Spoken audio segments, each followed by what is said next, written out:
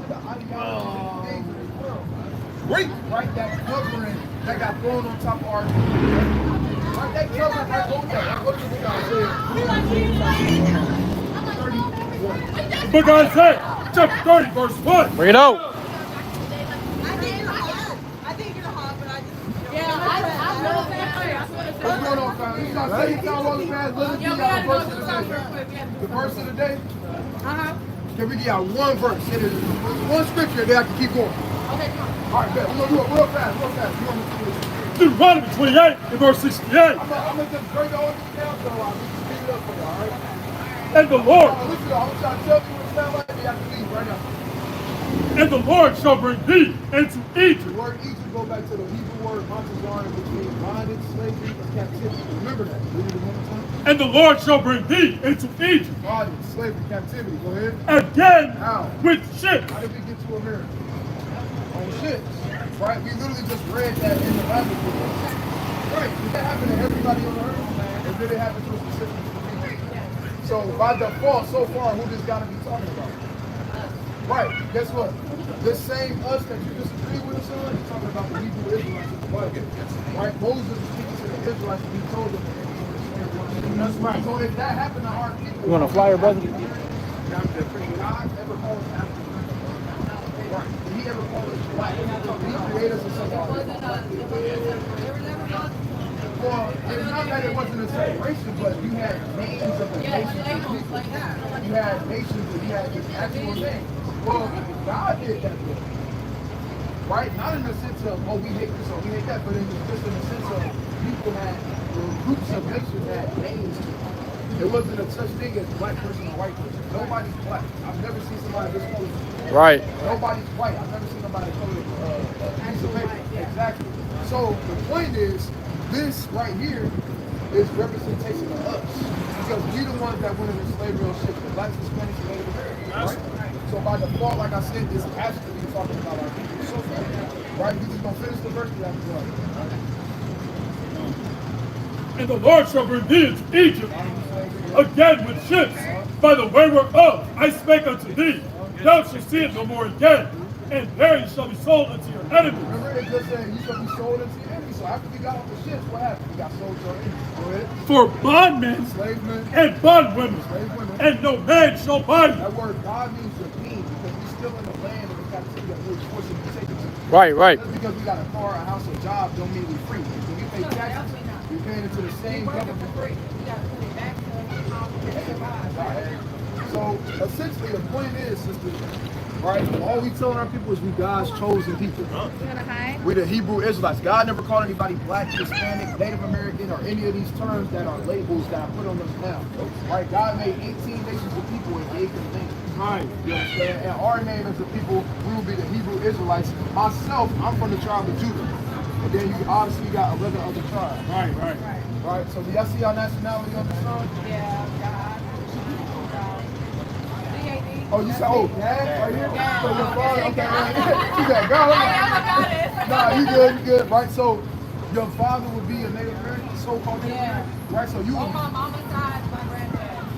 Fully Native American. okay, so right, so she would be an Israelite for the tribe of Gad, right? The reason I asked about your father is because at the end of the day, a man carries the seed, right? So whatever the man is, that's what the child is. Oh, well, I don't know much about that man.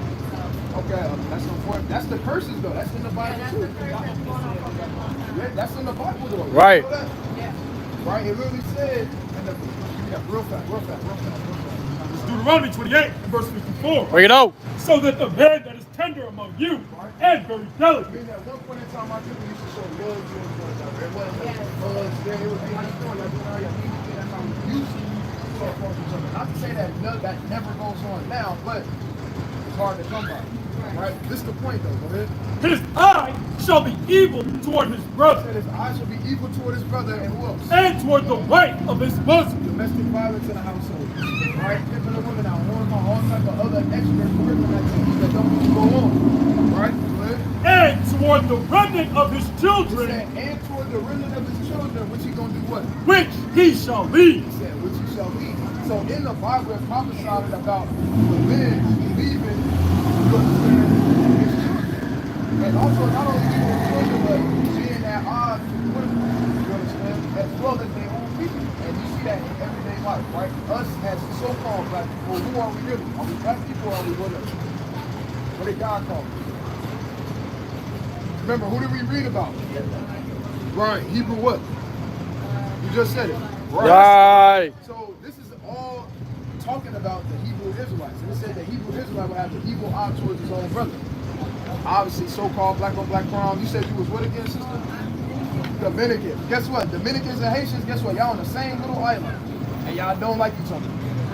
Same island though. Same people. Same people. The northern Africans, the Egypt. So look. They don't even try to identify as like being like. Well, that's a different story. You want to know That's why? the Well, really, in actuality, the reason they look at us like that is because they know we're not the same people. Right, right. It's a reason why they act a certain type of way towards us. Because they're from Africa. They live in Africa. They're born and raised in Africa. They live in northern Africa. Well, just because you're born in a particular area, that don't make you that blood. But I get what you're saying, though. I get what you're saying because we're not from Africa. Different shades. Well, we're not necessarily talking about the skin color necessarily. Just saying big, you know. I get what you. Like right now in Egypt, going there because I've been to Thailand. Yeah. Them people in Egypt really not the real Egyptians. Right. The real Egyptians, those are, they come from on a Arabic background. Arabic background. The real Egyptians is what you will find over there in that land of Sudan. Yeah, they migrated over there and like took over. Well, yeah. But they weren't migrating, they went over there and took it. Right? But you're right though. But all I was saying is we're different from actual quote unquote Africans. Right. We're not necessarily the same. Were we over there in that land? Yes, but we were somewhere else before we went into the west coast of Africa. Right. So people try to say like, oh, we the same, but we not. Just because, and I'm not saying you saying this, but just because you got a people that's kind of similar in shade, that don't mean they're the same people. You see what I'm saying? Because the East Indian man just as dark as all of us up here. But they don't call themselves black or the same as us. The Arab man, they can get this just as dark as us. Right, right. They don't call themselves the same as us because they know they're not us. So-called Africans, they know they're not the same as us. The problem is we think we're the same as them, but we're not. If we really the same as them, it should have been thousands of boats that was coming over here to try to come help us. When they took us from the west coast of Africa. That never happened. Why? Because we're not the same. Right, right. So they have no reason to try to come and save us or fight for us. We're not the same. You see what I'm saying? But the point is, right? The point is, we just read you a verse that fits the so-called black Hispanics and Native Americans, unfortunately, but it's because of a reason. Why would that happen to our people? Why would that be something that happens to us? Where we're the ones that deal with single-parent households, division amongst the households, division amongst man and woman. Think about it. We the only race of people who it's a war between the man and the woman. But it's a reason for it though. And we just read that as a curse in the Bible. What's the reason for it, right? We're gonna get this last one real quick. 45. Book of Deuteronomy 28, verse 45. Read out. Moreover, all these curses. It's a curse, the fact that our men and women can't get along with each other. We literally at war with each other. We in competition with each other. When we supposed to be joined together, we supposed to uplift one another to get our kingdom back. Right? But that's a curse. Single parent households, that's a curse. Born into slavery on ships, that was a curse. Why? Moreover, all these curses shall come upon you, and shall pursue you, and overtake you, till thou be destroyed, because thou hearkenest not unto the voice of the Lord thy God. The Lord said the reason these things is happening unto you because you didn't listen to them. Right. Y'all was given specific rules to go by, and y'all didn't do it. Now, guess what? We're seeing the result of what disobedience is. Because everybody loves to call God, oh, that's my father, that's the father, I'm a child of God. But people forget the dynamic in which a father and a child are. Are these your children, if you don't mind me asking? Guess what? If your kids do something that you told them not to do, guess what? It's going to be some type of discipline, right? Guess what? God told us something to do, and we didn't do it as a nation of people. So guess what? Now we're going through the disciplinary actions of that. Right. You get as simple as that. You see what I'm saying? So, him being our father, and we being his children, if he gave us things to abide by and to do, but we didn't do it, our ancestors fell from that, what should we begin to do? We should begin to follow those rules, right? Those rules are simply the commandments. That's all it is. That's all he did was told us to keep his commandments. That's it. And if we did, guess what? We will receive the benefits of his chosen people. Did y'all know he got a chosen people? Did y'all even know that? A lot of people think he loved everybody the same.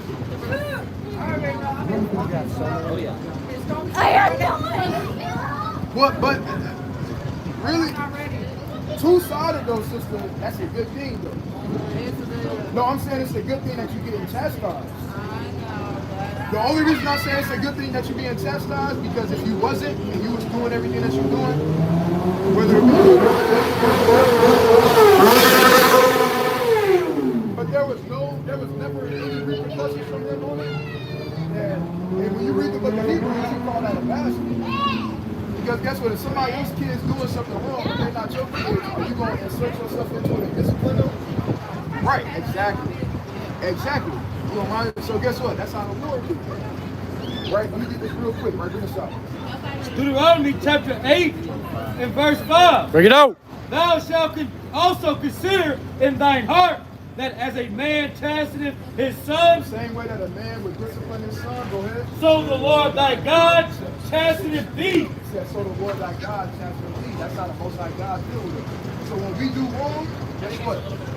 You get disciplined. Right, bring this up. Deuteronomy chapter 7, verse 6. Bring it out. What y'all finding out right now, sisters, is y'all literally God's chosen people. Right? Y'all are God's chosen people. They don't get no more people than that. Right. Y'all not on the same level.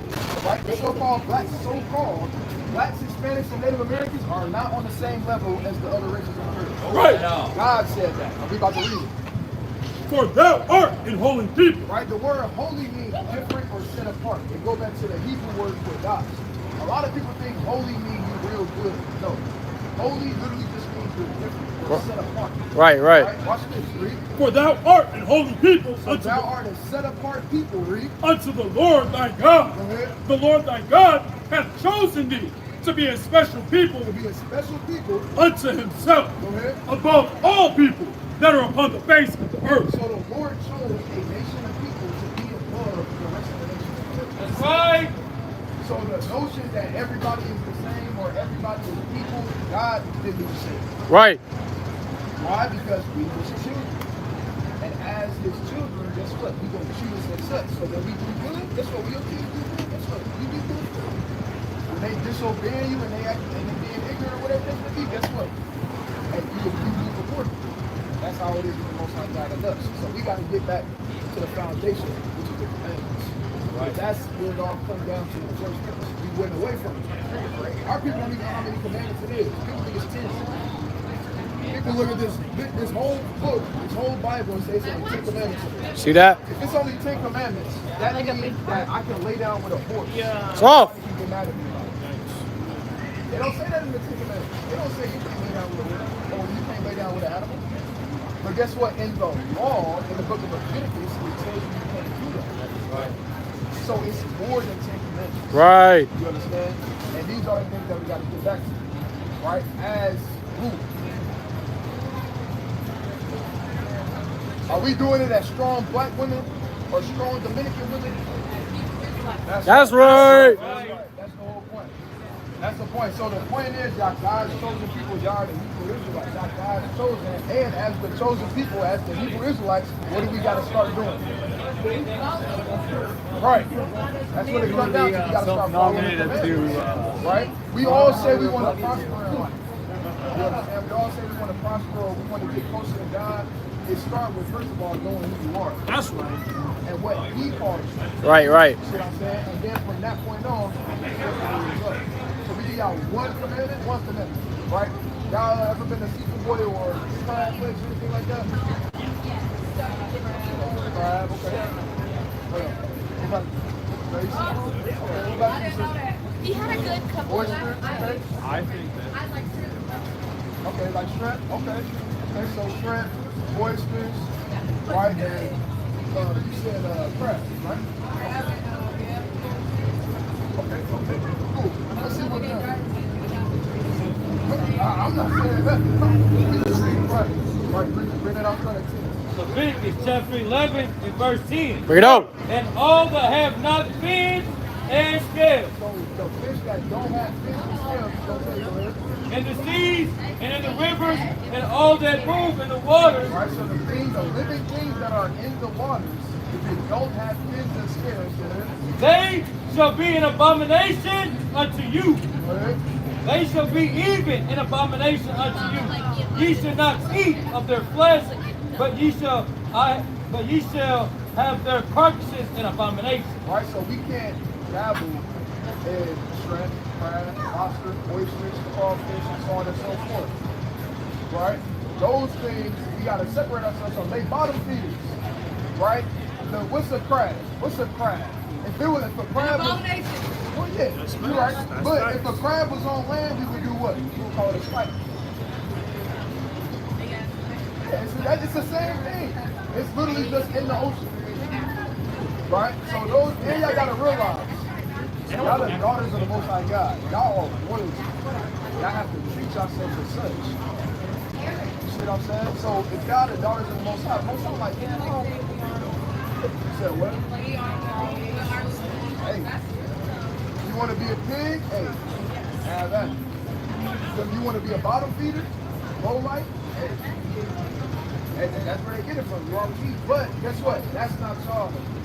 Y'all way much more than that and much better than that. Right. Are y'all royalty on the face of the earth? But that's right. we start with acting like that. I can't call myself a king if I don't act like that. Right. If I'm calling myself a king, but I act like a nigga or a Negro, right? Ain't that a pet peeve? If somebody want to be treated like something, but they act like something else? Right, so guess what? If y'all want to be treated as such, in the eyes of the Most High God, you got to walk like that. Right. You got to walk like that. Not unto me, but unto the Most High. You see what I'm saying? Because that's what not everything is. But that starts with being obedient unto the Most High God. You see what I'm saying? So, what does that mean? Well, we got to stop doing it.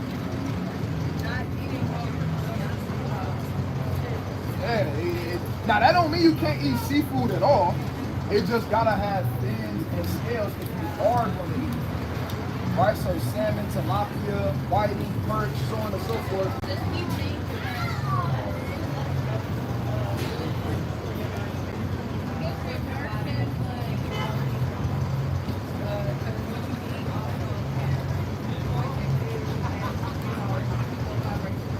That is true. That's true. So it come to that.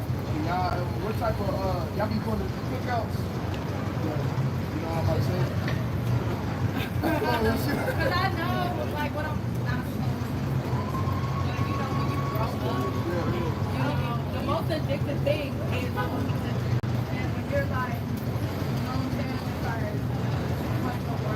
You want to know why? It's because we a part of the world. And we do what the world do, but guess what? We got to separate from that. Right. But remember, if you want to be like the world, then go be like the world. But if you want to be a daughter of the Most High God, be a daughter of the Most High God. Right. I'm not saying you're going to wake up tomorrow and never do none of this stuff again. But you should put that front foot forward to trying to put that stuff off. Right. Exactly. To doing better. Because it's not me asking y'all to do better. It's the Most High God asking his people. And remember, the reason we go through the things that we go through, not even individually, but mostly as a nation of people, is because we continue to indulge in those wicked things and not keeping the commandments. So anytime you hear somebody say, man, why can't we get right? Why can't we do this? Why can't we do that? Right. So if you care about not only yourself, obviously, but if you love your people, you love your family, your children, guess what? The best form of love that you can do is keeping the commandments. And that came out of the Most High God mouth. He said that. All right, give me John chapter 14 and 21. Like St. John chapter 14, verse 21. Bring it out. It reads, He that hath my commandments, He said, he that hath my commandments, read, and keepeth them, and keep them, read, he it is. because that's how you show it. Love is an action word. You can't just scream like, not trying to get in none of y'all business, but if any of y'all got a husband or a man or whatever the case may be, if he just tell you he love you all the time, but he not showing it, y'all gonna call that out quick, I'm sure. So guess what? We can't do that to the Most High. Right. We can't say we love you, Most High, but then our actions show something different. That's called being a hypocrite. And then we can't turn around and get mad at the man, and vice versa. The man can't turn around and get mad at the woman when you can't even be able to do what the Lord told you. You can't even be loyal or honest and keep integrity with the Most High. So how can I take you serious and treat you as? See what I'm saying? So bring this up. 1 John chapter 5 and verse 2. Bring it out. By this we know that we love the children of God when we love God. Right? So when you love the Most High God, which is the action word, and how do you love the God? How do you show God that you love him? Right, which is doing what though? Right, there you go. That sister, you know what's going on. You know what's going on. You know what's going on. Right here to tell you that. Go ahead. And when we love God and keep his And commandments. do what? And keep his commandments. For this is the love of God, that we keep his commandments. So that's the love of God. Keeping the commandments. And in the second verse, he said, how do you show others? How do we know that we love the children of God? He said, you see what I'm saying? So now I gotta ask y'all this real quick. Right? Obviously, y'all gonna put that front foot forward to trying to cut off those things that we can't eat, right? Right. All praise to the Most High, right? That's between y'all and the Most High. Remember, he's listening too. All right, hold on. Y'all report? I know you said you did. You said you did. All right, all praise. All praise. What about you, sis? All praise to the Most High. That's beautiful. That's a beautiful thing, right? All praises. That's good. That's beautiful. That's beautiful. That's beautiful. All praise to Christ. That's beautiful.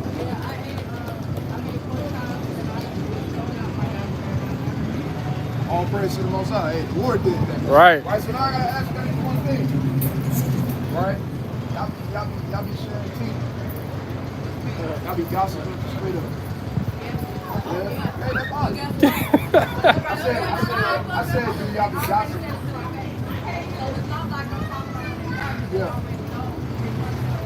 Okay. It's Eve, man. So that's Eve. That's what I just said to this. All right, but y'all know how to hold water? Let's see what y'all ever heard of the term? Y'all ever heard of the term? I'm taking it to the grave. Yes. Did y'all know that I came? got a couple of bones. I'm taking to the grave. Did y'all know that came from the Bible? Right. Let's see. Good. Let's see. Go ahead. The book of Sirach, chapter 19, verse 10. Bring it out. It reads, if thou hast heard a word, They said, if thou hast heard a word, go ahead. let it die with thee. Let it do what? Let it die with thee. Somebody tell you something in confidence. Say, for example, sister right here, you tell her something in good confidence. Right? You don't want her to say. Hey, this is between me and you, etc., etc. And then she goes, Say it to the first person. yes. But God said, hey, you got to let that word die with you. Right. Hey, you got to, you said, huh? You said what? Right. Oh, right, exactly. Because you don't want to be somebody that reveals sin. That's actually a commandment too in Leviticus chapter 19, right? Go ahead. And behold, it will not curse thee. Meaning you can't let nothing leak out from somebody tell you, right? Go ahead and bring this out. Leviticus 19 and verse number 16. Bring it out. Thou shalt not go up and down as a talebearer Talebearer, somebody that reveals secrets, backbite, so on and so forth. Go ahead. among thy people. Right? You can't do that amongst your people. Right? And guess what? That go on all the time without you. Right. Man and woman. Right? But guess what? Something like that is a commandment, and you know how many people don't even know? I mean, I feel like they used to know, like those people who would have used a Bible verse about something for their own, but they don't know that it is considered a commandment. You get what I'm saying? It's like they try to make it seem like they apply to their life or break up a verse, but they don't know that it's like a commandment. So those kids say, oh, it's just, I know it's only a commandment. Does that make sense? Yeah, and that's the big thing though, because people remember earlier. I'm gonna say this real fast for y'all, just because I want to stay on topic. But you want to know why the only reason there's only 10 commandments on the stones and the tablets is because when you read that story in Exodus chapter 19 and Exodus chapter 20, the Israelites, we were so scared of the voice of the Lord that we told Moses to go to the top of the mountain and get the rest of the commandments. That's the only reason why it's 10 that are referenced. You understand? Or not even referenced, because all the commandments is referenced in the Bible. But that's why it's like the big 10, quote unquote, that you read in the hundreds of more commandments. To be specific, it's 613 commandments. Right? But a lot of people keep a lot of the commandments not even knowing it though. So don't get stressed out by that. Right? But let's keep reading though. And neither shall thou stand against the blood of thy neighbor. Right, what that's talking about is if y'all together and it's one of your friends, or they don't even gotta be one of your friends, but y'all in that vicinity and y'all know what's going on, y'all may be involved with parties or whatever the case may be, and y'all just watch that person get jumped, it's kind of off. Right? Now you don't want to be like they talk about in the scriptures, you don't want to be confident in a plain way. Meaning sometimes you gotta know when something ain't your business. Sometimes you gotta know when you understand just having wisdom. Right? If I was to stay, if us brothers was right here and somebody came up and started doing something to y'all and we just stood here and watched, that would be awful in our fault. Yeah. You understand? But let's read on though. Now, all right, we got to the gospel part, right? The revealing secret part, all right? That's something about the first, right? Read. Verse 17, thou shalt not hate thy brother in thine heart. Thou shalt in any wise rebuke thy neighbor. Right, you can't hate your own people. Your neighbor is the people of your people. The blacks, Hispanics, and Native Americans, those are your neighbors. A lot of people think your neighbors are the other nations. That's why I said against the children of God. But let's read on. And not suffer sin upon him. Thou shalt not avenge, nor bear any grudge. Any what? Any grudge against the children of thy people. So the Lord said, guess what? You can't hold grudges. You can't be holding on to the beef for 2022. Right? Because guess what?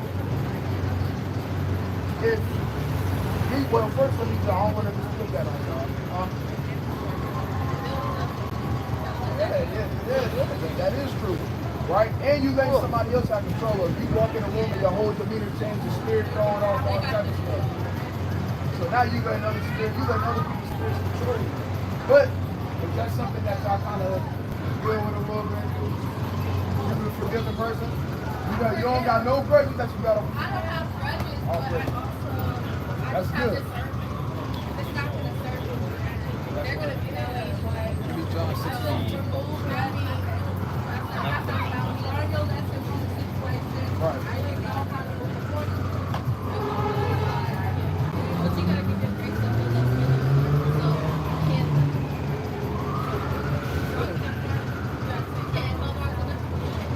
Why do y'all think it's so important that God said that we can't hold grudges with our own people?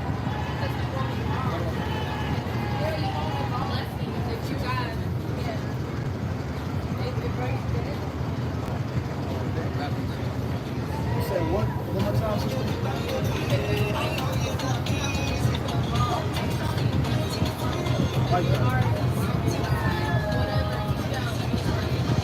I like that. I love that. Right?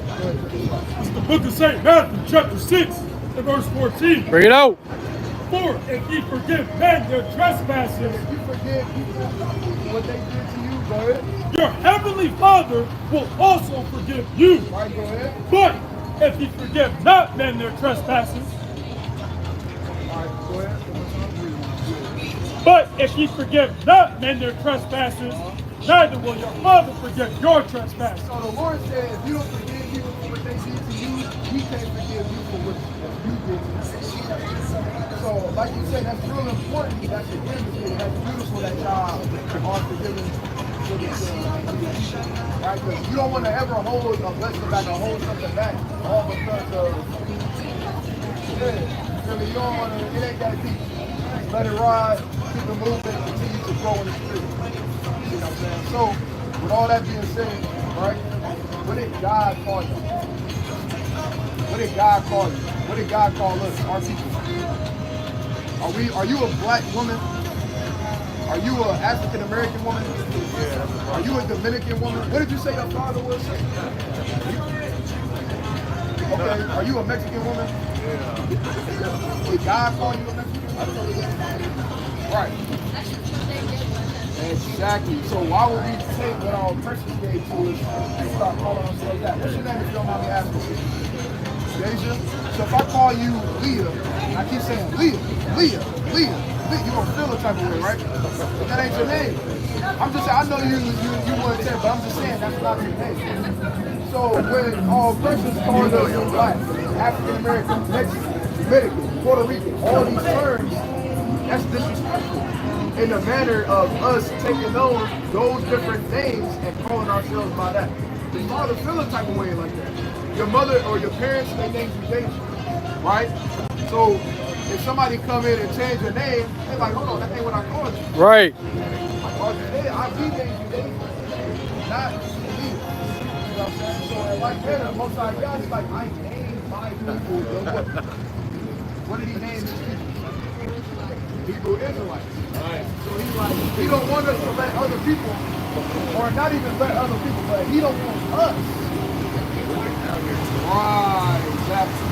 So, sister, you would be an Israelite from the tribe of Issachar, right?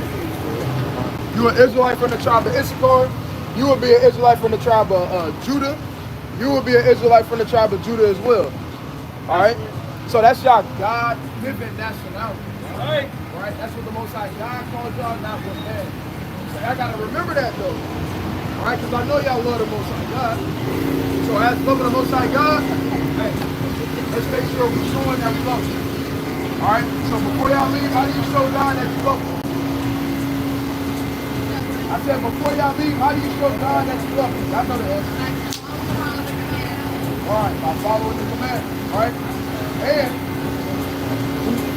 one more time, what the Lord called us. That's right. All praise. Right? What y'all gotta stop eating? Right. Exactly. Only fins and what? That's right. You gotta have fins and skills. All praise to the Most High. Y'all be safe while y'all out here, family, all right? We appreciate y'all for giving us time. That's all praise to the Most High. Hey, you could comment on this. You want me to see? Can you comment on it? Just give them the answer. So tell them it's Hebrew. I'm saying like on your phone. What's the point? Oh, what is it?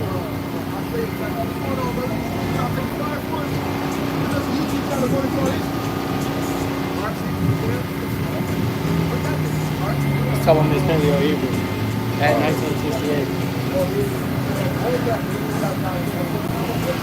Look at Isaiah chapter 44, verse 1. What shall say? I am the Lord. I am the Lord. And another shall call himself by the name of Jacob. And another shall subscribe with his hand unto the Lord. And surname himself by the name of Israel. By the name of who? By the name of Israel. That's what we doing in the last days with the people. People, our brothers and sisters, love us back. You understand? And calling themselves by the name of Israel. That's They're right. subscribing themselves into the hands of the Most High God. And coming back to these walls that they I just put that paleo. and that's why we come out here P-O. and P-A-L-E-O. that. So we can get a whole lot of Right. right? We go to the book of Isaiah. Look at Isaiah chapter 30, verse 1. Because, real quick, because our people gotta stop covering themselves with the covering of America.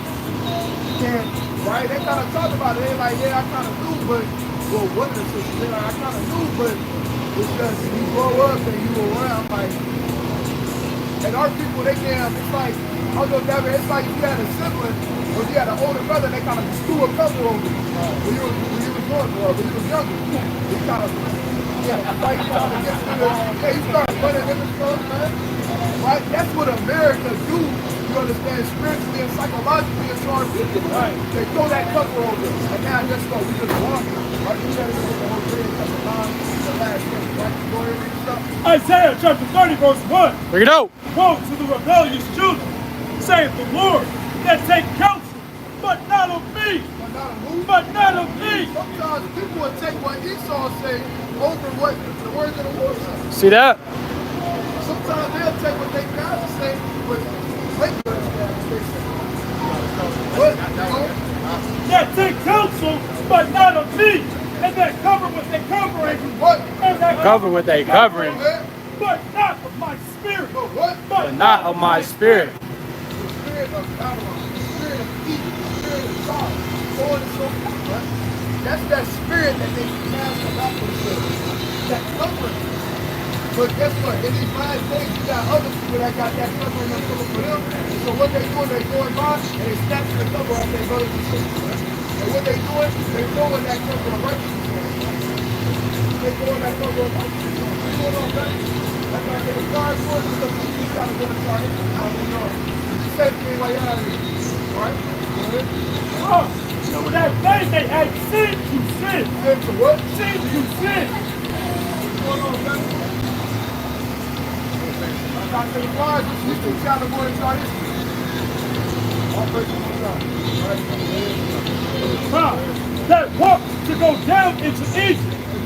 That walk To go down into Egypt. And that's what our people do on the spiritual level. On the spiritual level, our people walk down to what? That's what they have in the spirit. The ways and the philosophy of the spirit. That's what they do.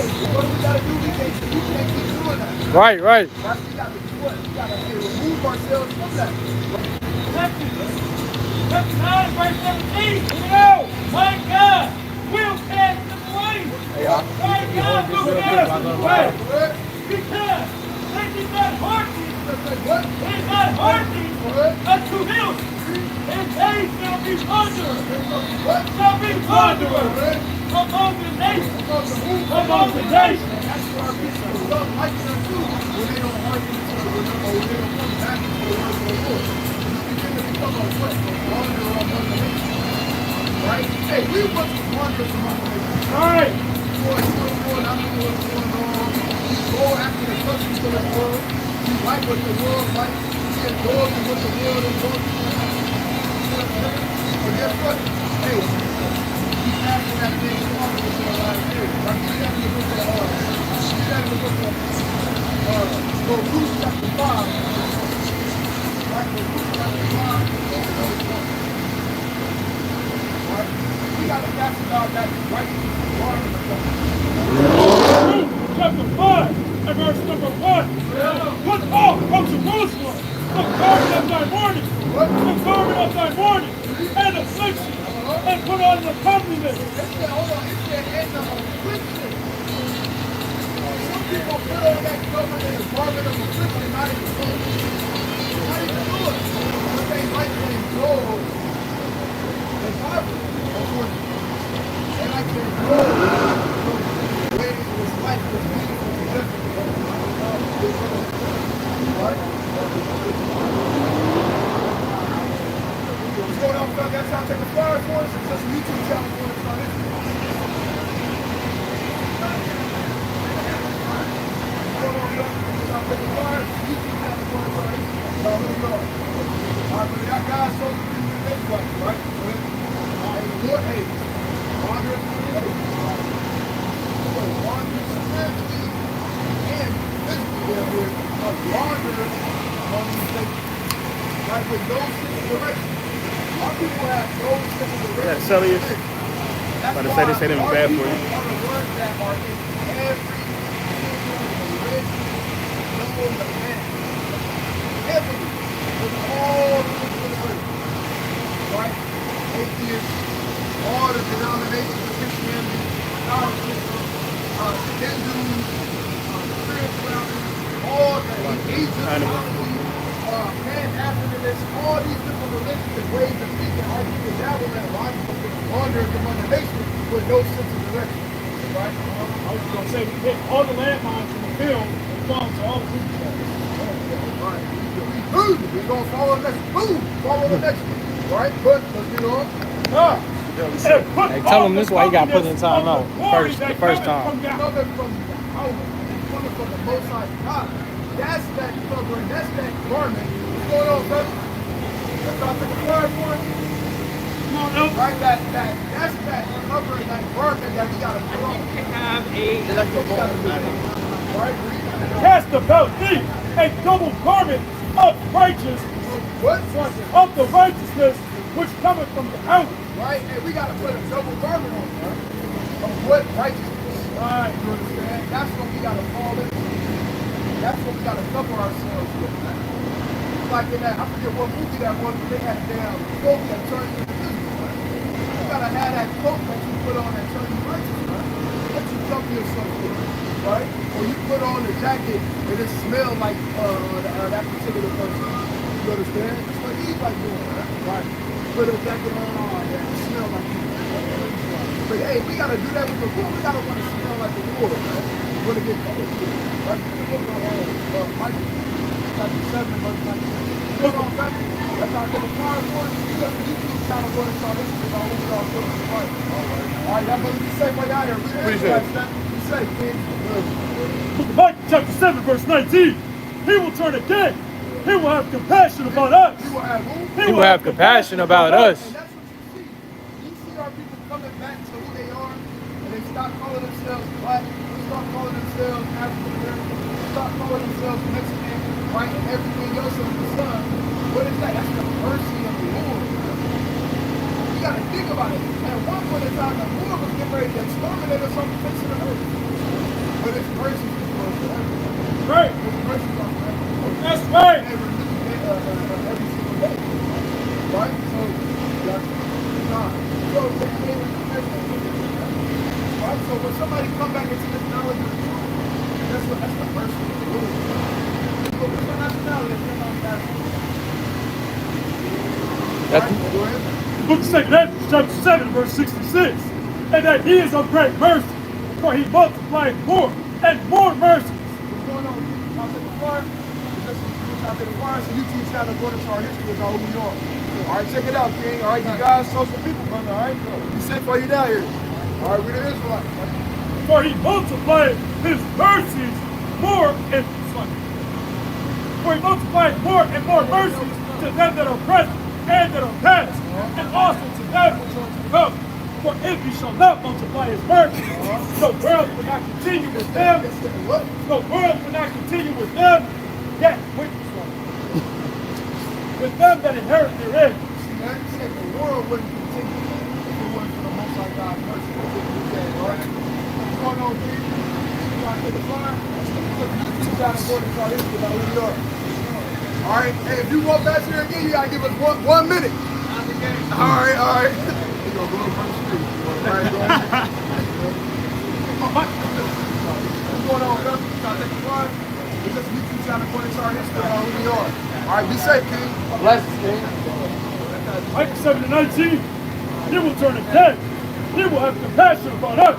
He will subdue our iniquities. He will subdue our iniquities. Right, and guess what? Our side, guess what? He overcame all those different things, right? He got it to the point to where that mercy, now we're able to really partake of it. Because at the head of 2 or 3 witnesses, they death back in that time, in the ancient world. But now you got what? You have a period of time in which we can get ourselves together. Most High God was gracious enough to give us that time period. Right? Go ahead. He will subdue our iniquities, and they will cast all their sins to Jacob. To Jacob. And the mercy to Abraham, which thou hast sworn unto our fathers. Verse 20. Thou wilt perform the truth to Jacob. He said, thou wilt perform the truth to Jacob. Obviously, you know that Jacob is the Israelites.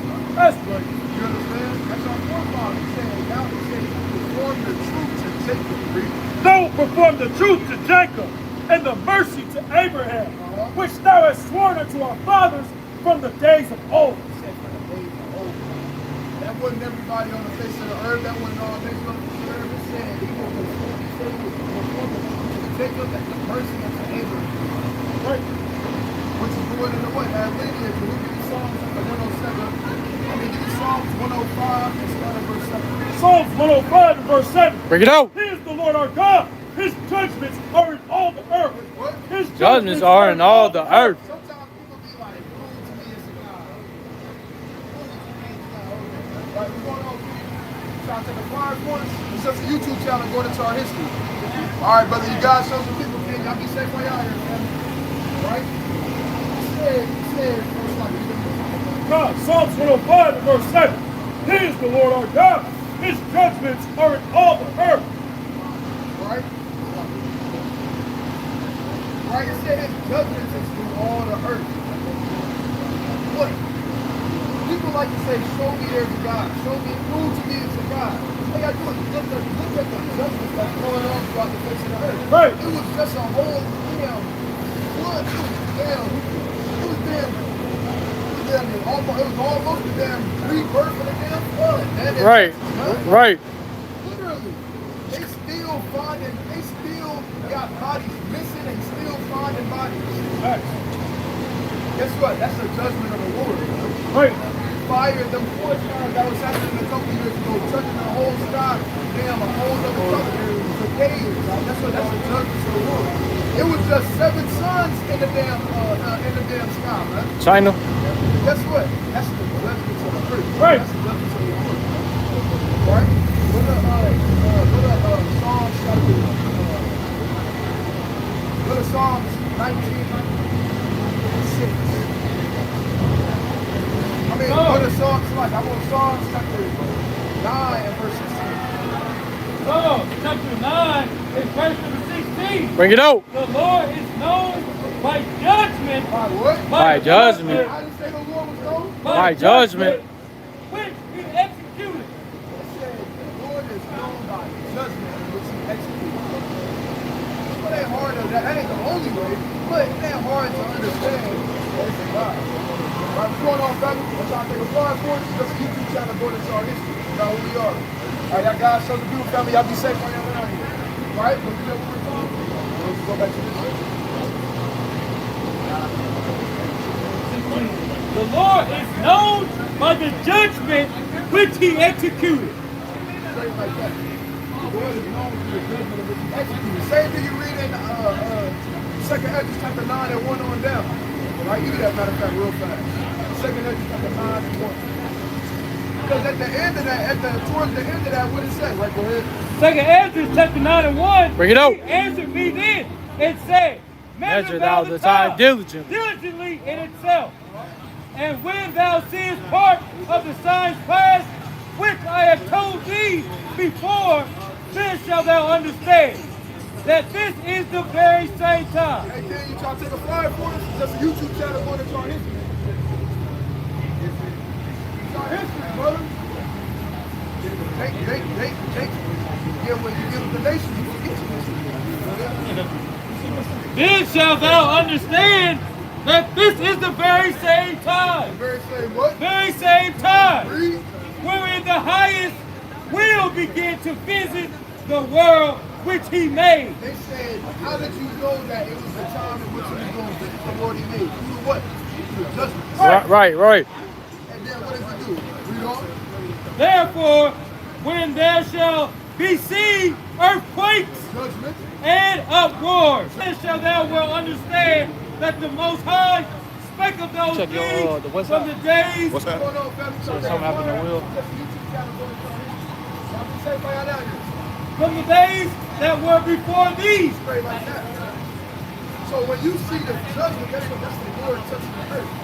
That's the Lord visiting the world. The Lord is known for judgment. And guess what? Hey, the Lord is judging the hell out of them. I'm finna call. Yeah, I'm gonna say call. Judgment's left and right. You got floods going on, fires going on, tornadoes going on. You got upwards of the people going on. What's going on, family? Or sister? Sister, y'all take a fire?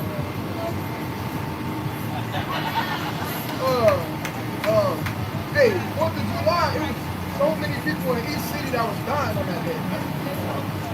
And guess what? They were all dead. See that? All dead. time. Why? Because you're celebrating a day that don't got nothing to do with you. Right. And what was you talking about earlier? What they doing? They putting the covering on. They putting that covering on. What covering they putting on? They putting that covering that they putting the covering of America on, man. They putting the covering of America on. And you gotta stop doing that. You gotta stop doing that. Right. I was in damn Dallas. You seen Elon and them celebrating that. You're like, this don't got nothing to do with y'all. What does American independence have to do with Elon? The liberation of the white man, and they celebrate it. And they didn't colonize all, the land. But why though? Because they drunk. Right. Like you read about, right. Like you read in Revelation 17, Revelation chapter 18, they drunk off the wine of Babylon. Right? We go down to trying to take a flyer. Right? They drunk off the wine of Babylon. Man. The wine of Babylon will cause you to indulge in things that don't got nothing to do with you. Or to indulge in things that hurt you more than they benefit you. Right. Right? Go ahead. They picked them up. They said it was something about a violation. He left work late, not really being clear. So I got Stephen number. I'm gonna give him a call. Maybe So tomorrow. he left work late. That's some sort of bullshit violation that Will saying is not true. So they just picked them up on bullshit. It's safe. So they gonna take them. I got Stephen number. I'll keep calling and He has to remember this covenant forever. Right? So he remembered this covenant forever, go ahead. The word which he commanded to 1,000 generations. To 1,000 generations. That meaning what? That's symbolic for forever. Right. That means forever. Right? People gotta think about the type of people we are. The type of God our God is. Right? What's going on, family? I'm trying to take a flyer. Just you two trying to go to chart history. Come on, brother. You need it, brother. Come on, brother. It's all fine and dandy until her uncles and her grandpa and her pops hanging on her. Read up. He has to remember this covenant forever.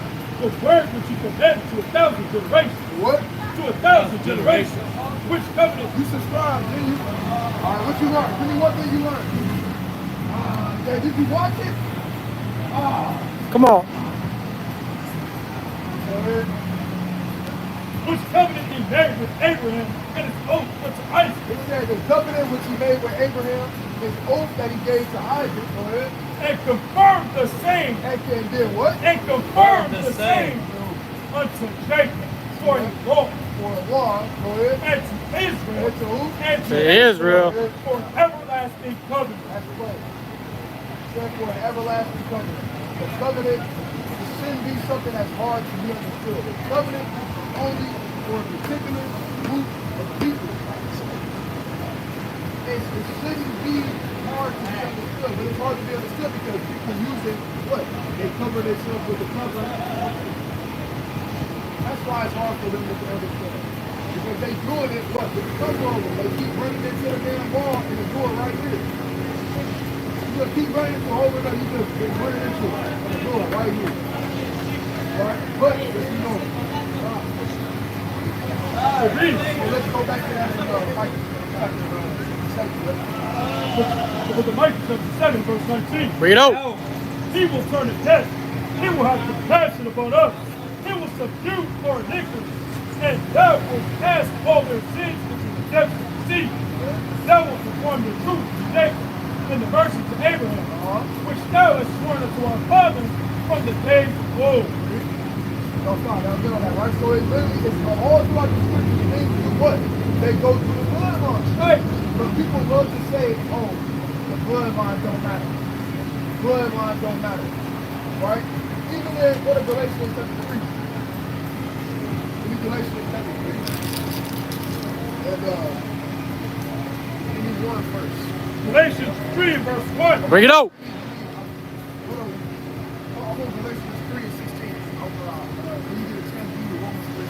Galatians chapter 3 verse 16. Bring it out. Hail to Abraham. And Even Abraham, right? Even if we went by their logic on this specific point, if that's the case, you always read through the scriptures, Abraham. Abraham is not the father of everybody on the face of the earth. Right. So that still would mean there's literally nations being left out. Read. Now to Abraham and his seed were the promises made. He said not, and his seed of many. Not to seeds as of me, everybody on the face of the earth. But as of one, As of what? as of one, and to thy seed, which is great. It's saying into my seed. Who's God? He's the body. His body. You know what I'm saying? So, and that seed of faith, you understand, that's what I'm saying, how it's up. Right? When you're an Israelite, that's so you the seed of Abraham, Isaac, and Jacob, but you also got to spiritually have faith, you understand, on the Most High God, our Son. Or else, you're going to be likened unto the devil and the seed.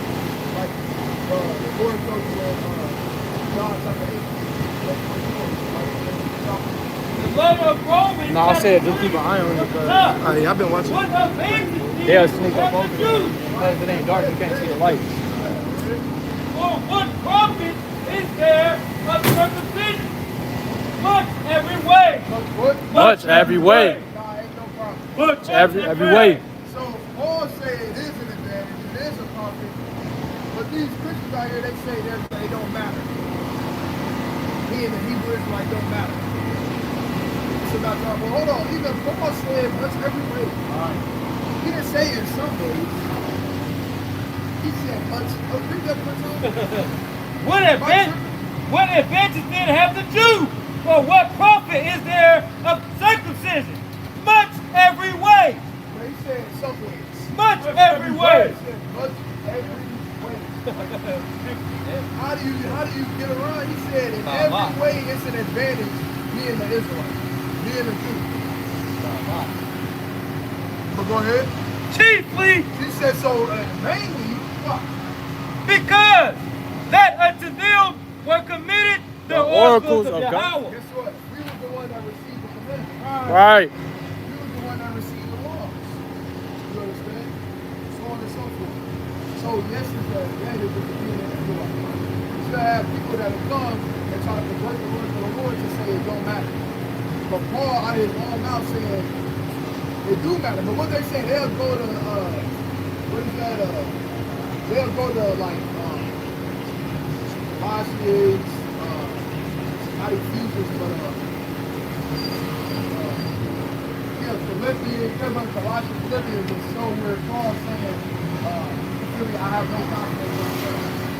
As if that was him trying to say, we don't care about him being Israelite. No, we do, and we understand that it does matter. What's going on? Oh, that just came around. If y'all walk past again, at least give us 1 minute. Y'all walk past again. All right? I don't know if that's it. I don't know. Right? We're going in.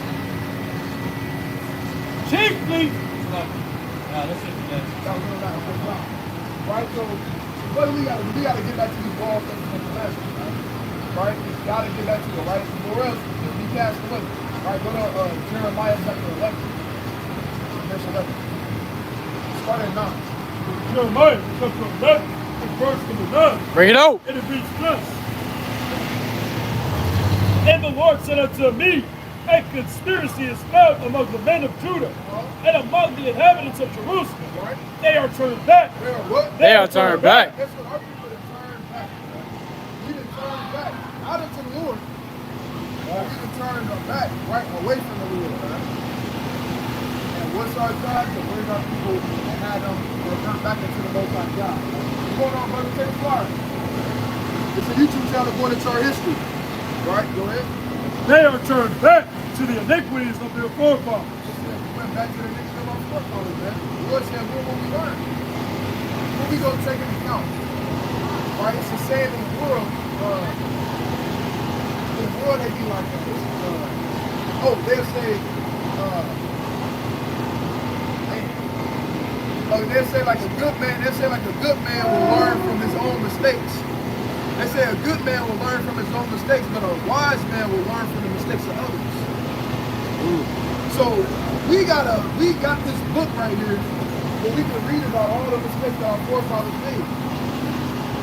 We gotta be wise and learn from our forefathers and foremothers' mistakes. So we don't continue to make those same mistakes over and over and over. You gotta be like we say in the law, be a wise and understanding people. Right? A wise and understanding people. Right? Go ahead. They are turned back to their iniquities of their forefathers, which refused to hear my words. And they went after other gods to serve. The house Buddha, Brahma, Shiva, Krishna, Allah, right, Jesus, the list goes on. Modern day wise, those are the gods that our people are going to serve. Right? And people there try to say it don't matter, it don't matter, it don't matter. Since when do something in the Bible don't matter? Right. How does that work? How does something that the Lord commanded somebody to do don't matter? Right.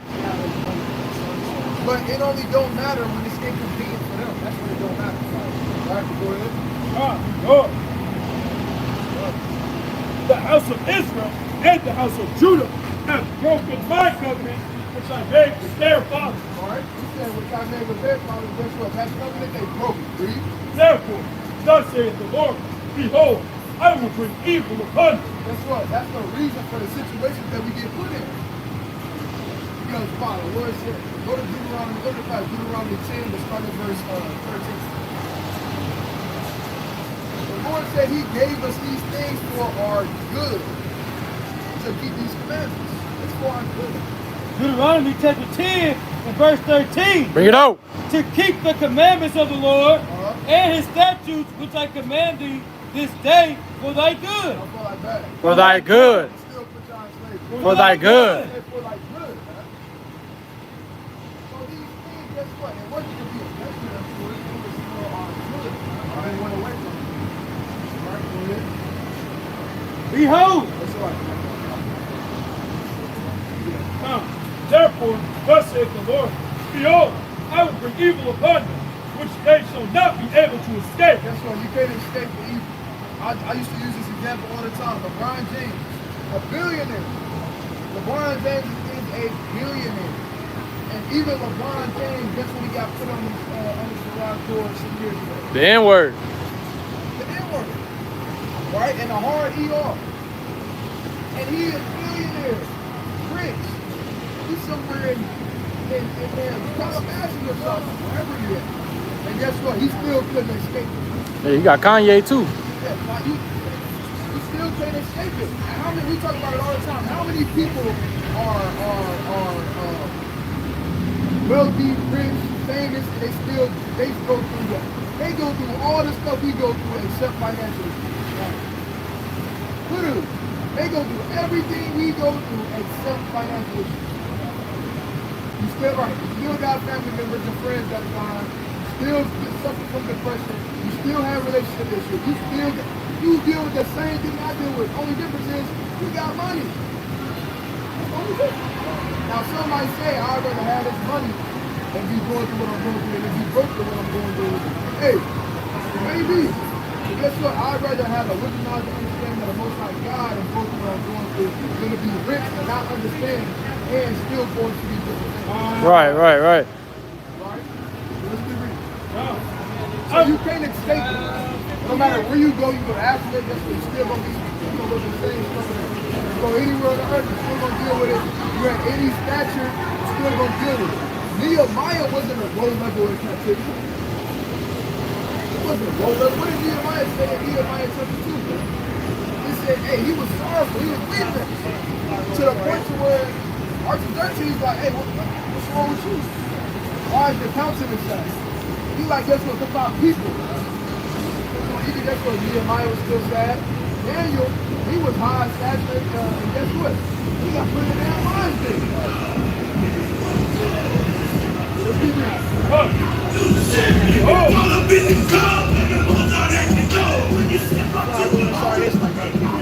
I will bring evil upon them, which they shall not be able to escape.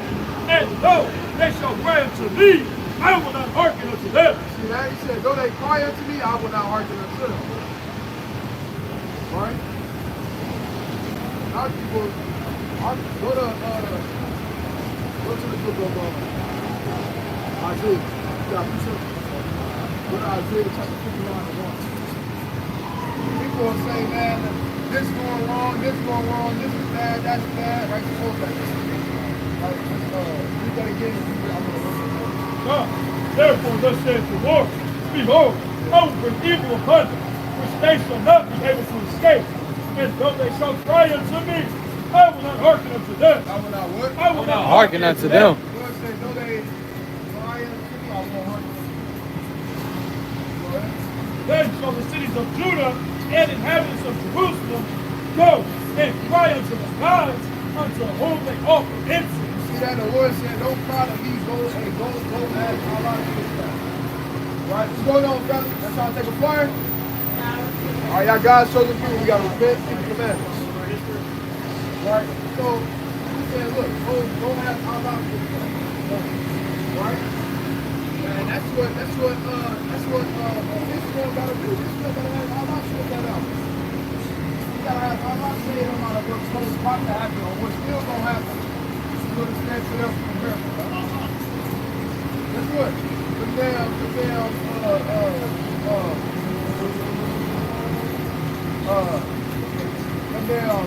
Small eyes, man. Yeah, more bites. Guess what? They gotta ask them Buddha for help, man. Right. And I don't know if I want to ask him for help. He can't even keep himself in shape. Right. No, I'm gonna ask him for something. At least we know our Lord was in shape a little bit. Yeah, he gotta have. And he was in the scripture. He had to juke a couple people out their shoes. He gotta get out of there, man. When they try to jam him up. Yeah. Well, we ain't got to go to the supermarket. We just know he can keep it easy together. Buddha, hey, he wasn't gonna be able to get away. He would have yoked his ass. Buddha would have got yoked up. He tripped on his belly. Oh yeah, right. He was a big man.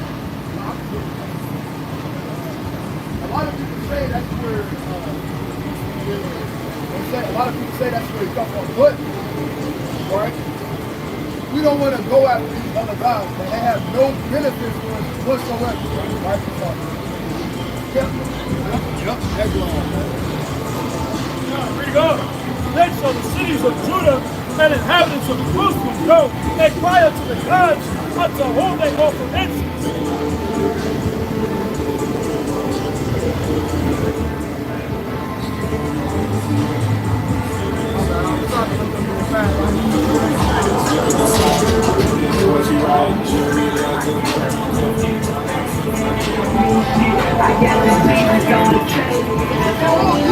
Yeah, it's all Esau. One Jake.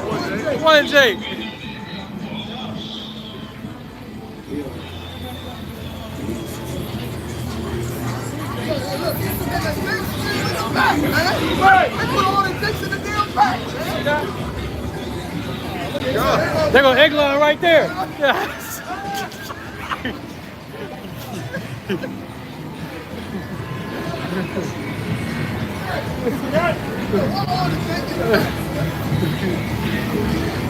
There's that Buddha up there, man. Come on. Go up.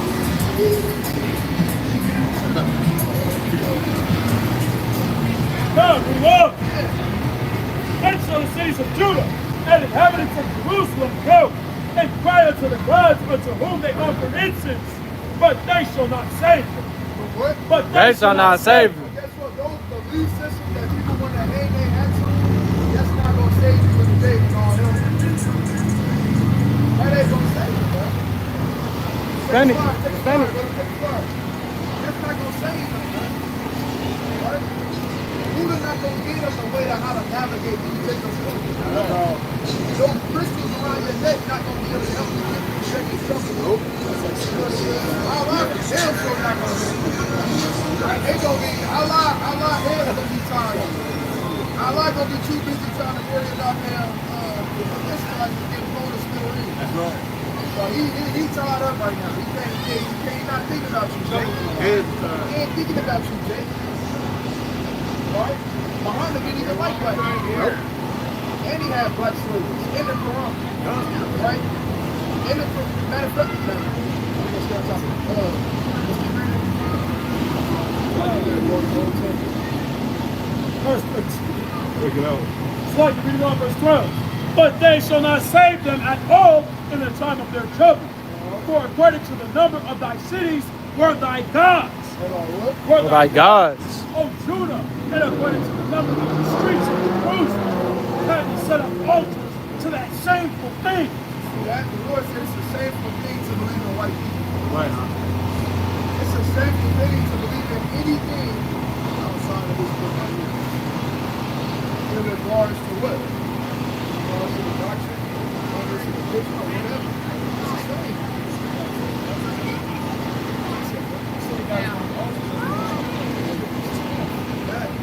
That's how it is now, though. It's liquor stores and gas stations that sell you nothing but coffee and hey, you go up north, man, to certain areas, there's certain candies you can't get in the hood. Right. There's certain bags of chips you can't get in the hood. There's certain candies you can't get. There's certain drinks you can't get. But guess what? They're gonna give all of that. They're gonna give all that to what? You so-called blacks, Hispanics, and Native Americans, right? Right? What's going on, sis? You got 1 minute for the verse of the day? All right, since you guys show some people, be safe while you out here. So, all in all, our people got to damn stop covering themselves with the ways of this world, with the ways chiefly of America. Because that's what got our people in the chokehold. Right. Even Christ told you that in the book of Mark. He said, but then what happened? The waves of what? The world come in, what they do? They choke. They'll choke you out like damn, like a baby boy, man. The cops came together like Melvin. That's how our people get done. That's how the spirit of America is coming up and choking our people out. Right? What's going on, family? I got 1 minute for the verse of the day. The verse of the day, we're going to give y'all one scripture. Now, we ain't give it to y'all yet.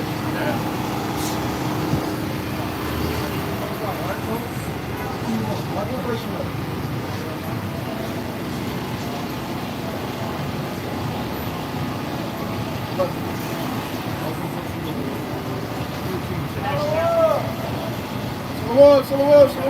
Shalom. Therefore, pray not. Ye have set up altars to that shameful thing, even altars to burn incense unto the Lord. Therefore, pray not now for this people, Right? neither lift up a cry of prayer for them. Paul said, man, the Lord was so sick of us. He said, man, don't even pray. Don't even pray for these people, man. Right? And that's how, like, mothers and fathers deal with that when we come to bad. Not done. Right? What's going on, family? Amen. Right? But we seen the movies that we grew up with.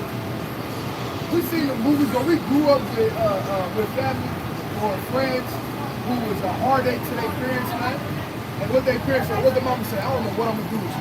Just go, just do something. Just go. Right? Let them deal with you. So that's how the world was. I'm like, man, don't even pray for me. For all they do, don't even pray for them. Right? But let's keep going. Therefore, pray not now for these people, neither lift up a cry or prayer for them. For I will not hear them in the time that they cry unto me for their trouble. He said, I will not hear them at the time that they come unto me. And that's a scary thing. It's a scary thing for you to call upon the Lord. And he hear it, and he disregard it. That's crazy. Right? I pray none of us have to look at that. What's our nationality? I am a Hebrew Israelite. That's right. That's right. All praise on both sides. Right? But all praise, right? You still got that in Isaiah chapter 59? Yeah, because look at it. It's Isaiah chapter 59 from the top. Bring it out. Behold, the Lord's hand is not short, that it cannot save. That it cannot what? That it cannot save. What's going on, King? Can we get our one Bible verse? Can you take a flyer then? Go ahead. That it cannot save, neither his ear heavy, that it cannot hear. That it cannot what? That it cannot Not here. Right? Some people think the Lord, some people say, man, the Lord not here. The Lord ain't here, not here. The Lord is, the Lord that, so on and so forth. But what does that come down to? Not that the Lord can't hear you. What? What does it always come down to? Right? The passage in John, right? The Lord hears not sinners. So we know the Lord hears not sinners. Right? But, go ahead, you got one more time. The Lord's hand is not shortened, it cannot save. Read. Neither his ear heavy, that it cannot hear. Go ahead. But your iniquities, Your what? Your iniquities Go ahead. have separated between you and your God. The Lord said your iniquities, your sin, have been what? Have separated you between you and your God. Read. And your sin have hid his face from you. See that? So through your iniquities, through your sin, you feel like the Lord's hand is short that it cannot save. That the Lord's ear is heavy that he cannot hear. But no, it's because of your iniquities that's keeping you back from those blessings that you could receive. Like we read in the book of Deuteronomy where it says, for thy blessing and for thy good. But guess what? That good is withholding from you because of what? Because of lack of keeping the commandments. When you're not keeping the commandments, what are you doing? You commit sin. You doing it? That he will not hear.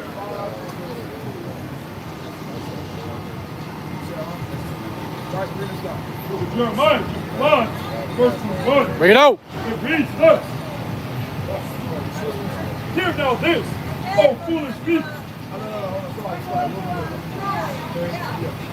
Verse 3. For your hands are defiled with blood. Right, guess what? Our people are murderous people. Right, our people boast in that. Right. Our people boast in the fact of how many cats they got.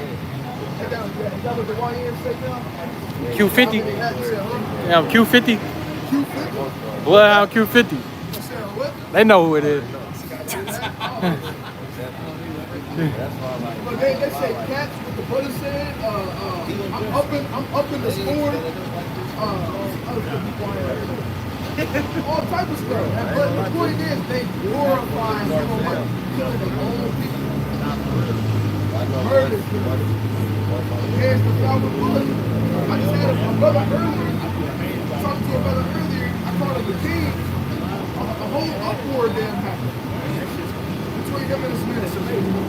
They start going on talking about how this, how that, blah, blah, blah. And he was like, man, he said, I'm convicted. And I said, or you know what I'm saying, or whatever, to try to give him the reason why our people do what they do, what's going on, fellas? I got 1 minute for the verse of the day, one verse a day, I can keep going. All right, fellas, we love y'all. Y'all be safe right out here, fellas.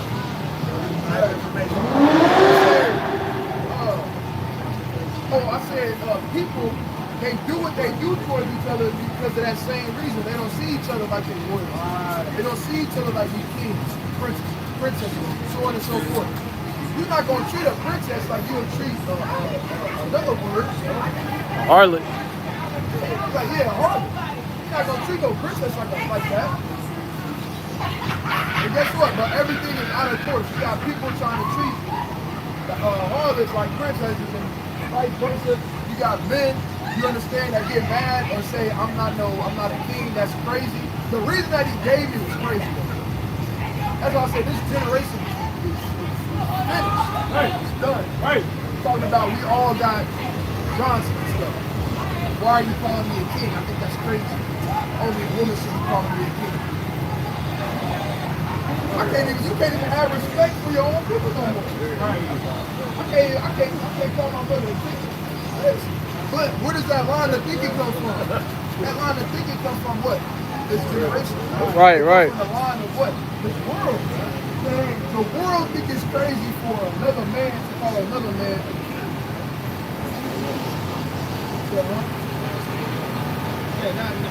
Now it's big.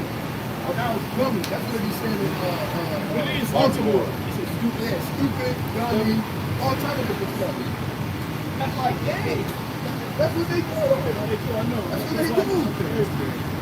Right? The Lord says, so is a man thinketh, so is he. Right? Go ahead. And your fingers with iniquity. You see that? Meaning what? What is that? What does it mean when it says your fingers have iniquity? That meaning what? Your works are what? Wicked. Sin. Right.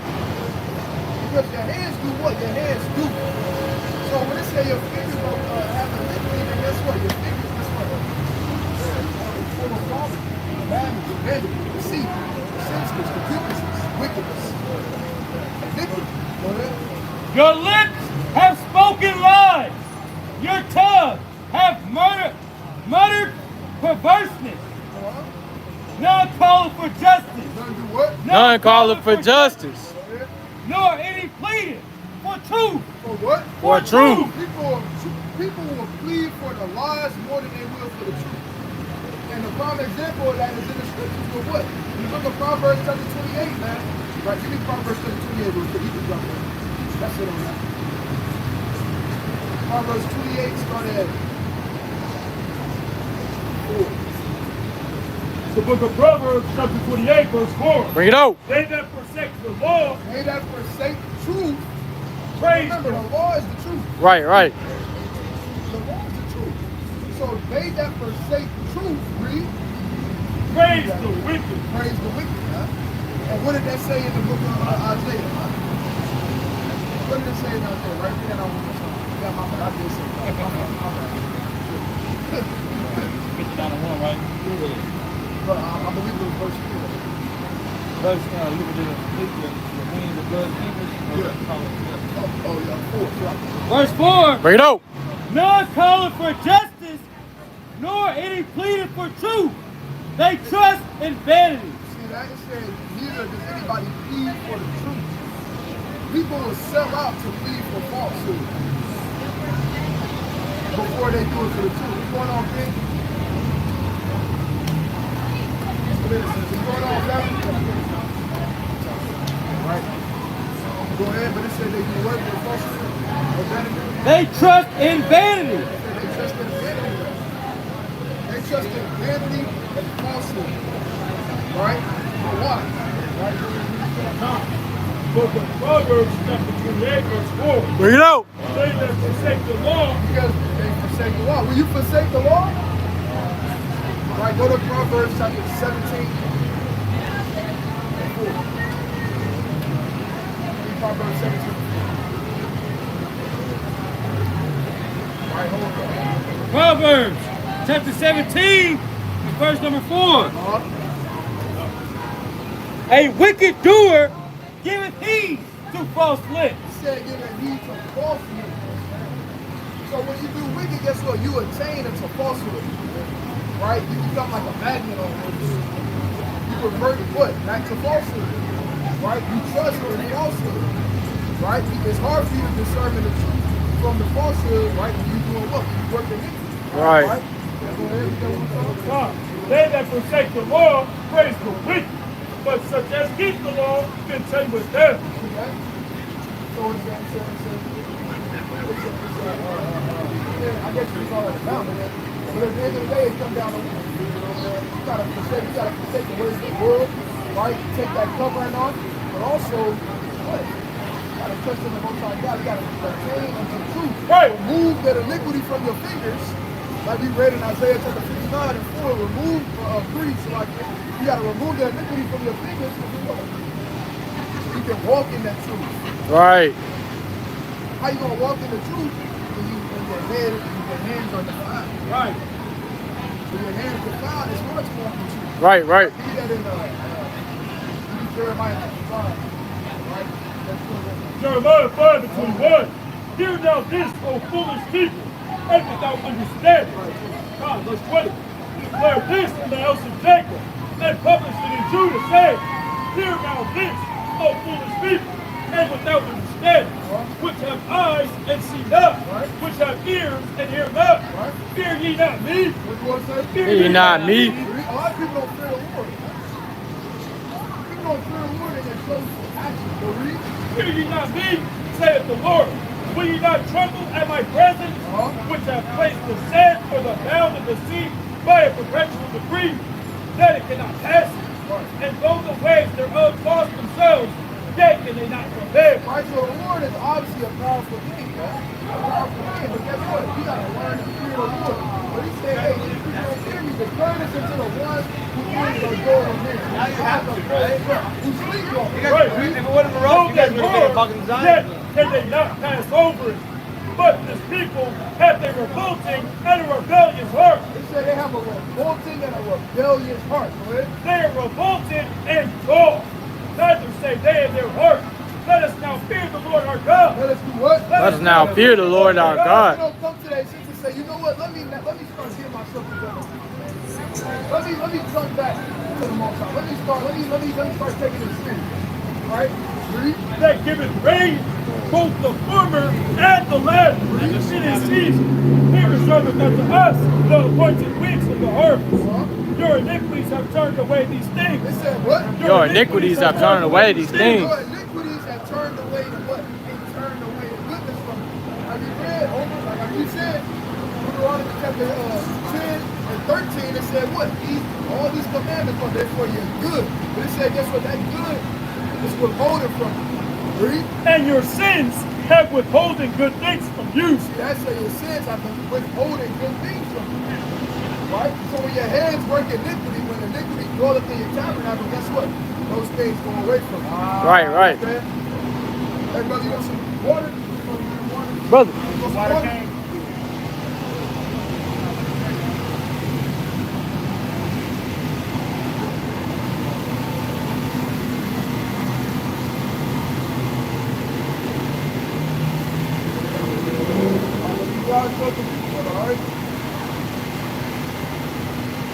Alright, brother, check why you out here, King. That's the brother that turned into a demon. Oh, that was it. Yeah. See, look.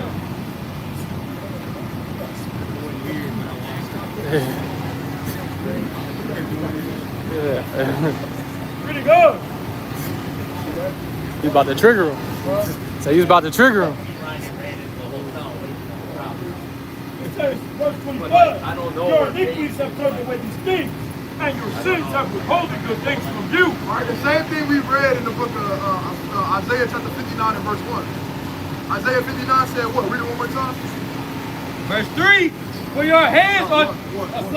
Verse 1, behold, the Lord's hand is not short, that it cannot save, neither his ear heavy, that it cannot hear. But your iniquities have separated between you and your God. Same thing you read it right here. Let's read on. Verse 26, Bring it out. for among my people are found wicked men. About what? Are Found wicked men. Unfortunately, man. You understand? And that's why it's so important for us to come out here and do what? Bring our people back. Go ahead, you know? They lay wait. As Matter of fact, that's it on that, right? Because in this it says what? Your iniquity have withholding good from you. Go to Isaiah, we bring this out all the time. Go to 2nd Ezra. 2nd Ezra. Go ahead. What if God made you do that? So made you go off. What if God put you in these positions to make you go off like this? And do you believe that God got certain spirits that God used to wake you up? Use you. Say that one more time. Do you believe that God used certain brothers to wake up other certain brothers to bring them in the truth, just to destroy the brother that he brought into the truth? Yeah. What you asked me, you said, Do you believe that God did that? yeah, of course he can do that. But in the case of that particular person, it ain't over until you in the ground. Right. It ain't over until you 6 feet deep. Right? Go to Psalm chapter 136 and verse 1. Well, with that being said, is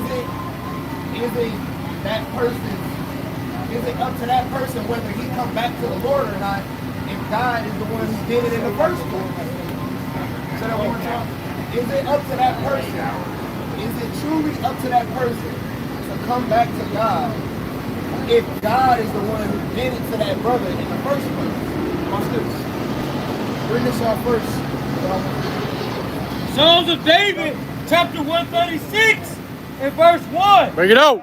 Oh, give thanks unto the Lord, for he is good, for his mercy endures forever. You said his mercy endures forever. For you, your question, you said, if God is making me do this, am I in control to get back to the Most High? Is that what you saying? Right. So like, at the same time how he's giving us commandments to come back to God, in the same breath we believe that he is in control of all things. How do I have control to come back to God? Because you gotta want it for yourself. What made you go astray in the first place? I don't know what made me come to God in the first place. The Lord. Right? Well, we know what made you come to God in the first place. So with that being said, watch this, bring it up. It's the book of Sirach, chapter 15, verse 11. Bring it out. Say not that. It is through the Lord. It is through the who? It is through the Lord that I fell away. It is what? That I Fell away. You can't blame it on the Lord. But watch this though. This is why you can't blame it on the Lord. On the higher level, obviously is he in control of all things, of course. But like I said, the end is not yet. Right. So that don't mean that particular person can't come back. Right. You just failed. Right. That person just failed. Right. You just gotta get your ass back up. But watch this though, Bree. For thou oughtest not to do the things that he hated. It says for that artist not to do the things that he hated. So when you understood these different things, when that brother understood these different things, was he doing things that was pleasing the Lord? Or behind closed doors, was it things that he was doing that he ought not to do? Alright, I got a different question. I know God chastened who he loves. Roughly. Hey, scoot up a little bit. And I know God chastened who he loves, roughly paraphrasing. I just had a brain fart. We was talking about, I don't know if it's on the same topic, but we were just talking about if God is in control of everything, and he's calling you to do this, how are you supposed to get back if it's not for you to come back to the Most High? We brought out the scripture, and then I said, ultimately it come down to we shouldn't do the things that the Lord don't delight in. So when we doing the things that the Lord don't delight in, that's what I was going. I was saying this. And God knows, he knows all things. He knows the ending, he knows the beginning. So he knows who he's going to save, he knows who he's not going to save. He knows who he's going to use to bring certain brothers and sisters into the work, into the truth. He knows who he's not going to use to bring them into the truth. He knows what certain brothers and sisters he's dealing with and struggling with too behind closed doors. So if he truly loves us, why would he send certain spirits upon certain brothers? God, you say, right, I want you to get it with the church right, they ain't giving you that inside Deuteronomy, chapter 8, and verse 1. Bring it out. All the commandments which I command thee this day shall ye observe to do, that ye may live and multiply and go in and possess the land which the Lord swore unto your fathers. And thou shalt remember all the way which the Lord thy God led thee these 40 years. He said, all the way in which God led me these 40 years. Remember that, but this is the point that I want to read. In the wilderness to humble thee. What? To humble thee. Why do things come upon us? To humble thee. And to prove thee. And to what? And to prove thee. What God got to do to us? And to prove thee. The Lord got to prove. So the Lord got to prove if you really love him or not. See, the Lord not saying, and now we can put it on even a regular level. If you get a woman, you got to prove that woman first. If she really loves you or not. You don't just jump into it and now it's free. No, you got to prove if she really for you or not. Right. You got to prove that this sister really loves you for real. Right? Or is this just something that now all of a sudden you get into it and now she's doing other stuff? You got to prove this person. Guess what? And like that, the Lord got to prove us too. So the Lord, what happens? These things come upon us for the benefit of what? To prove you to see if you really love him or not. See what I'm saying? You know? To know what was in thine heart. To know what? To know thine heart. To know if you really love and want to serve the Lord and willing to do whatever it takes to serve him or not. You got to go through these different trials and tribulations. This is the condition of the battle to deal with these different things. Right. That's what we all deal with shit.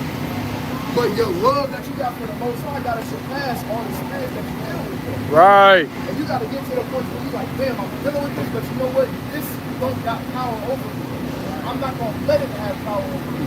Why? Because my love that I got for the Most High is gonna supersede that. It's gonna go further than that. So what I'm gonna do what the scriptures tell me to do. You understand? Pray without ceasing. The Lord said when you fall away, he said what? Seek him 10 times more. Right. You gotta up the score, you gotta go hard.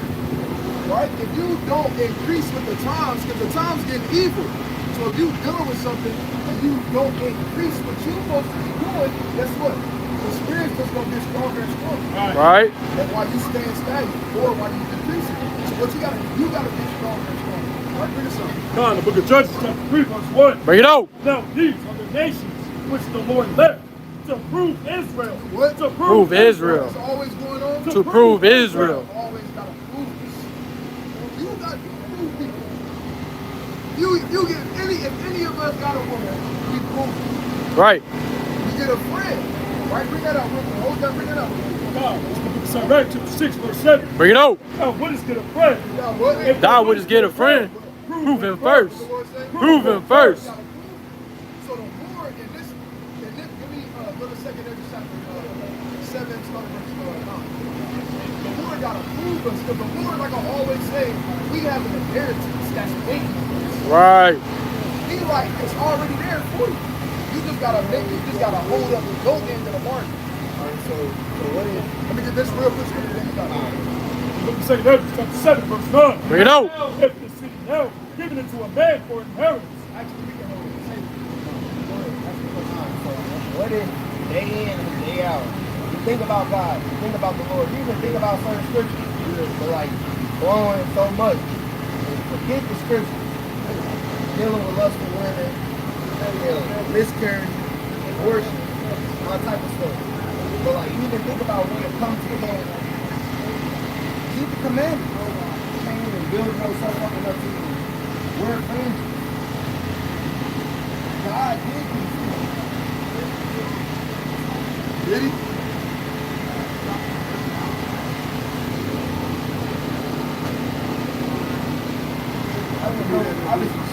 I just don't understand, like, I was on fire. Why did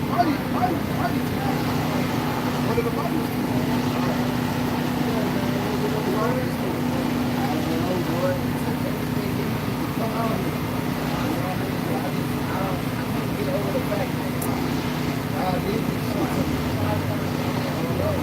Like I said, did he do it?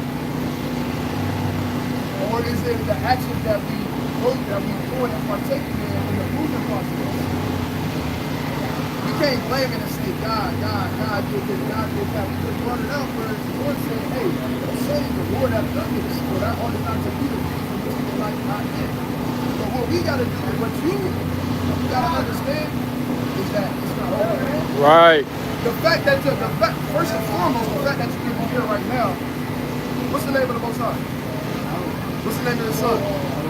What we got to do to get the kingdom? Brother, the fact that you even know that still, and you ain't 6 feet deep, it ain't over. Right. You just going through the condition of the battle. No condition is different from others. But you're not the first person in history to do this. We just had a brother in B-Boy that would do the same thing. And guess what? Now he's back with the king. And he was gone for 5 years. But he came back. So what you're going through right now is not a record of this is what's going to happen forever. But you got to hit the ground running. You got to take that step forward. You already took one step.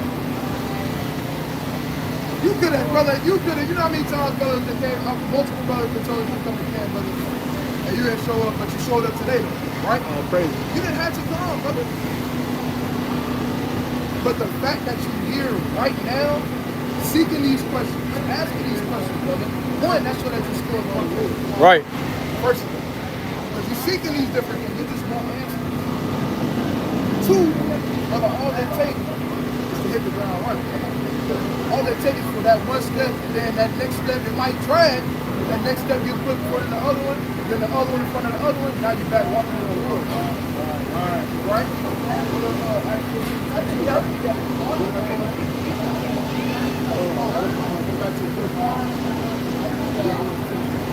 It's all about food. We all got to get food. We all go through things. We all fall. David slipped. David slipped. Right? Joash slipped. Josiah slipped. Right? Jehoshaphat slipped. Right? Go to the book of the Second Chronicles. Drop that. Go to the book of Second Chronicles chapter 15. Right?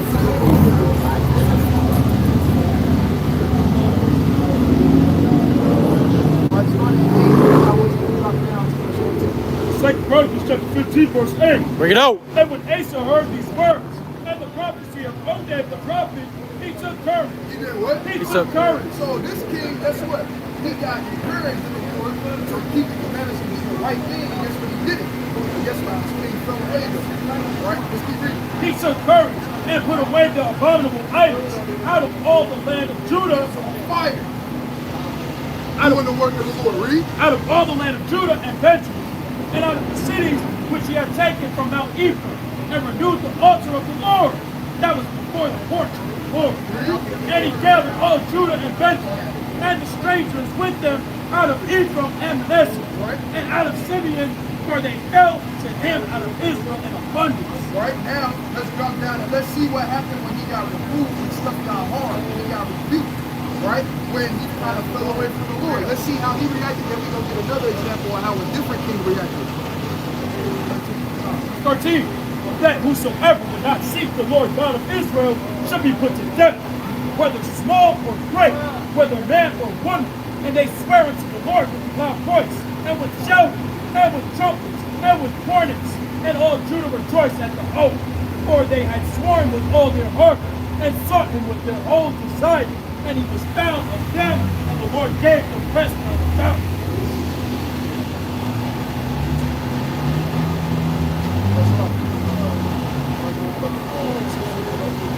Book of 2 Chronicles 16 and verse 11. Right, so we just read the beginning of Asa, right? The beginning of Asa, when he started off on fire, righteous, doing the work of the Lord, removing those different things out of the land, putting things in order, right? Let's see what happened, right? Go ahead. And behold, the acts of Asa, first and last. Lo, they are written in the book of the kings of Judah and Israel.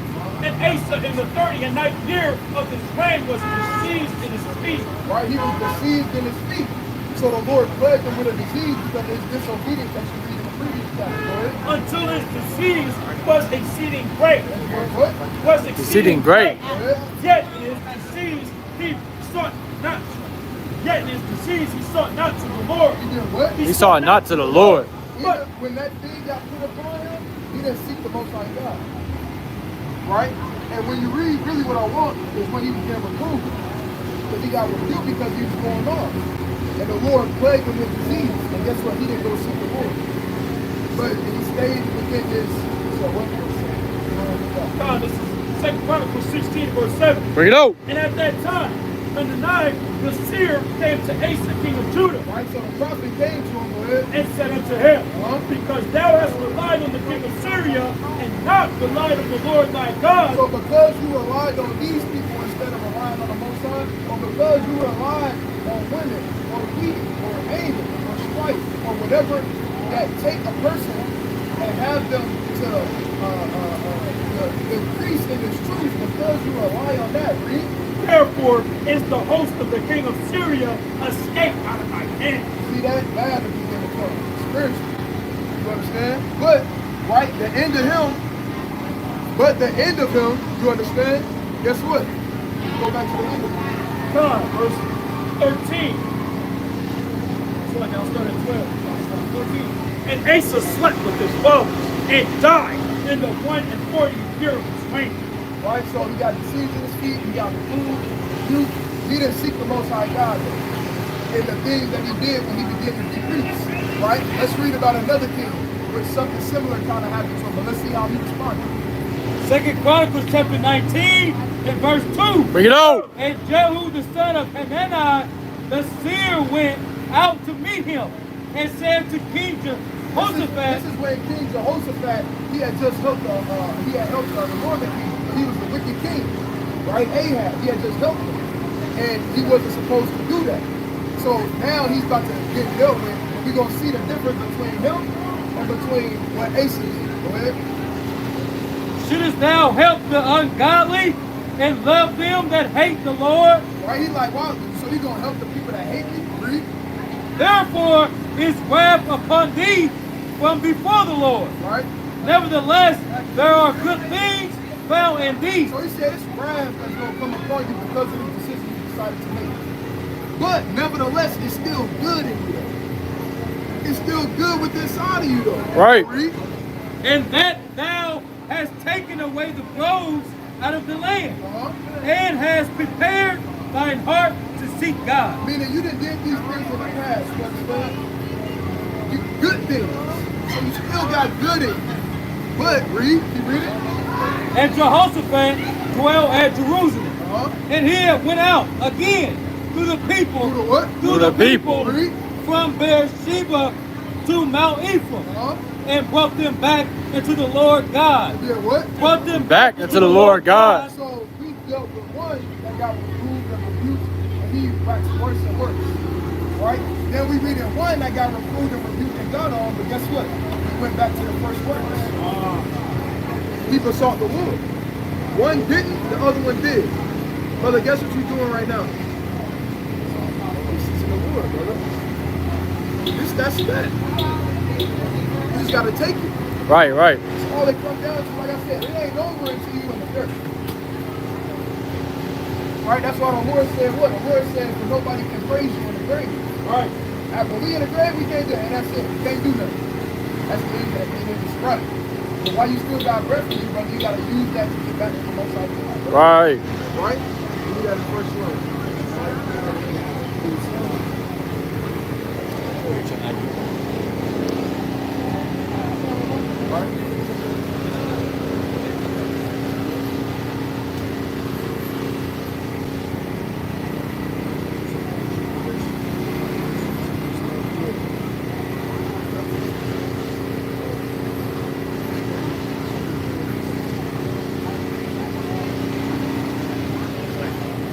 Bring it out. God, this is the book of Revelation, chapter 3, and verse number 15. Bring it out. I know thy works, that thou art neither cold nor hot. I would thou were cold or hot, so that I know thy works, that thou art neither cold nor hot. I would thou were cold or hot. Meaning, I would rather you be either you all the way cold or you all the way hot. Right? You either gonna love me all the way, right? Or you're not gonna love me at all. Right. Right? You can't play both ends, right? Christ said you can't serve God and mammon. Right. See what I'm saying? He said you either gonna be one or the other. But when you lukewarm, read. So then, because thou art lukewarm and neither cold nor hot, I will spew thee out of my mouth. I will spew thee out of thy mouth. But that don't mean it's the end all be all. You understand? What I want to put verse 5 up. Yeah, verse number 5.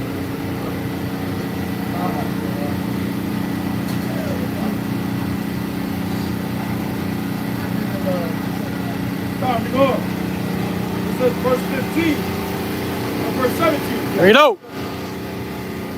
Because thou sayest, I am rich and have increased in goods. Oh, that's it on that. Right? The point is, you understand?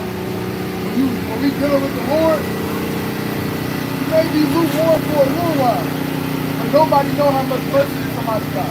Remember, we used to say that all the time. I don't know how much mercy I got, this brother got. That's why it's so important to make sure that we always doing the best that we can. You got to do it with all your might. Right? That's what he's saying. Right?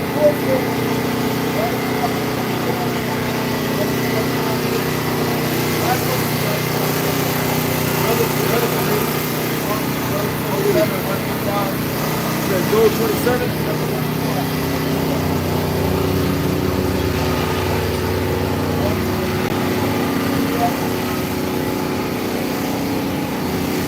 Look at Ecclesiastes chapter 1 5 verse 10. Bring it out. Whatsoever thy hand finds to do, do it with thy might. Do it with thy might. You remember what I told you when we first talked about all this? And I told you, I said, you the type of you, whatever you do, you always put on everything. If you're doing something, you're going 110%. Whether it's a sport, whether it's something out of there, like rubber, whether it's a brother you know, but care about, you're going to always go an extra mile. It's like good or bad. Sometimes I may do the worst bad thing and I learn to do something. But hey, that's all I'm doing. Well, hold on, we gonna get your scripture real quick. Job chapter 27, verse 1. Verse 1. Moreover, Job continued his parable and said, as God liveth, who hath taken away my treasure, and the Almighty, who hath vexed my soul, all the while my breath is in me, and the Spirit of God is in my nostrils. My lips shall not speak wickedness, nor my tongue utter deceit. God forbid that I should justify you till I die. I will not remove my integrity from me. You wanted what verse? Verse 5, the point was in verse 1 through 3. Moreover, Job continued his parable and said, as God liveth, who hath taken away my treasure, and the Almighty, who hath vexed my soul, all the while my breath is in me, and the Spirit of God is in my nostrils. My lips shall not speak wickedness, nor my tongue utter deceit. God forbid that I should justify you till I die. I will not remove my integrity from me. I was just thinking about that precept as long as I got breath in my body, everything. It ain't no moment you still got breath in your life, brother. You still, I'm pretty sure you know, it ain't like you forgot everything. I still think about a lot of things. I lost a lot of them because, you know, just like anything else, if you can't basketball, you start working for me. You're not going to be able to criminal like Kyrie. But guess what? How you get back to that? Getting some head. I was getting some head. Getting some head. I was getting some head. Getting some head.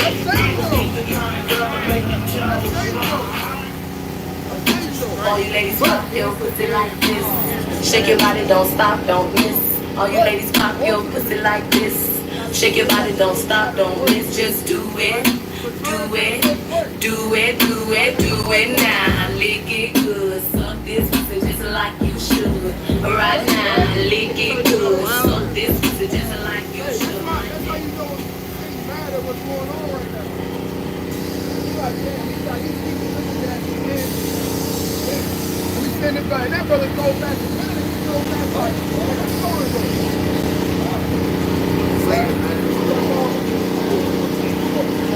This is Proverbs chapter 4, verse 14. Bring it out. Enter not into the path of the wicked.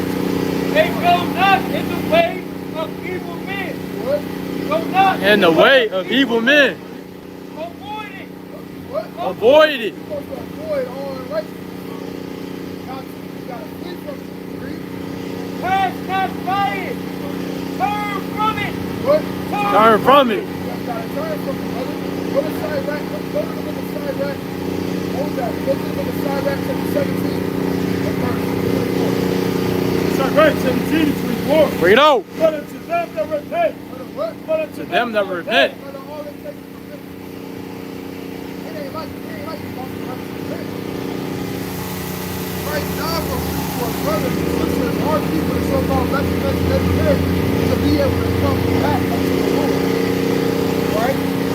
He granted them return. You do what? He granted them return. What did people do? He granted them return. And comforted those that failed in patience. That did what? That failed in patience. Sometimes people gotta be comforted before they understand that.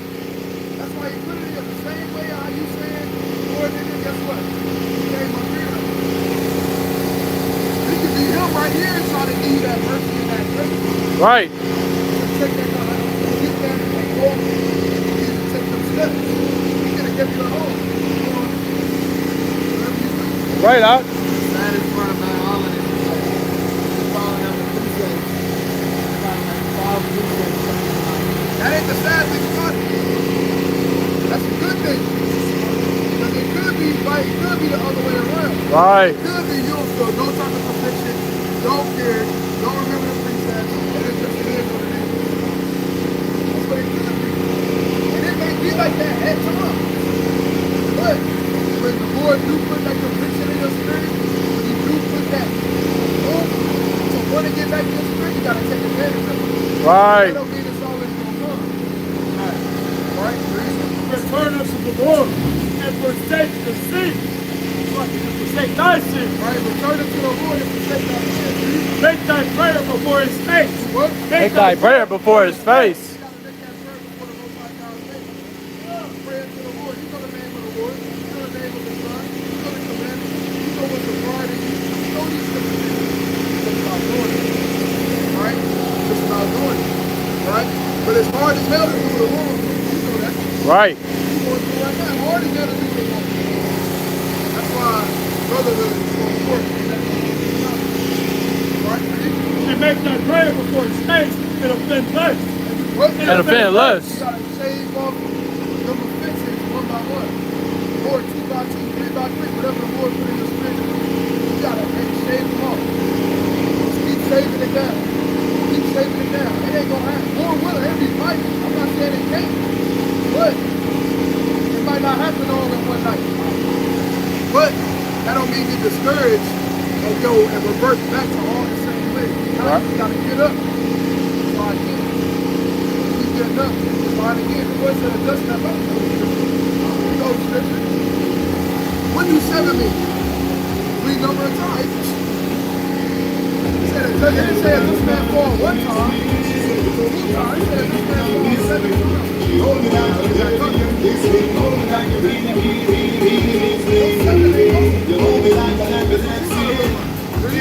Turn again to the Most High and turn away from iniquity.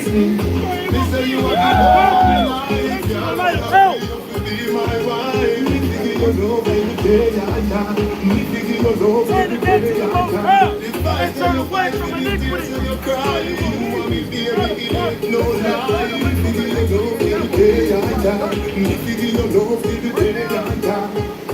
iniquity. To me a pop star, not to me a bills, them are so hot girl. Long before me reaches me there with her, when the money back me not left in her. Me and her run like that, through the thick and thin, she have my gun, she have my backstab. Me love how we make me love stop. She loves me and me love her. Me say you are the love of my life, girl. Me not pray you to be my wife. Me give you love every day and night. Me give you love every day and night. If I tell you fight, give me tears and you cry. You want me, baby, it ain't no lie. Me give you love every day and night. Me give you love every day and night. You save money hands as a dog from the casa. Give you most of anything you ask for. Find the church, find the pastor. God, you don't know what coming after. And you be the son and The book of 1 Corinthians, chapter 10, and verse number 13. Bring it out. And it reads thus. Don't tell me that long time. There has no temptation. There has no temptation. There has No temptation. taken you.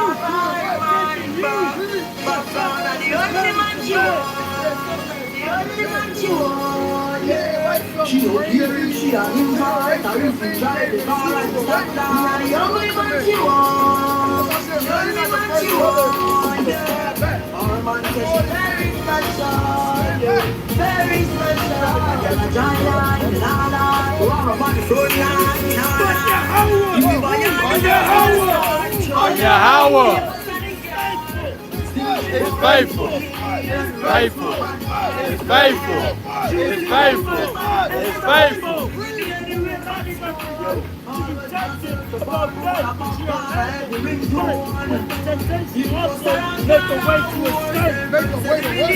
Way to escape. say we go overboard more. The life is stop. Say him a go chat. Say him a go shoot. Say him a go shot. Right.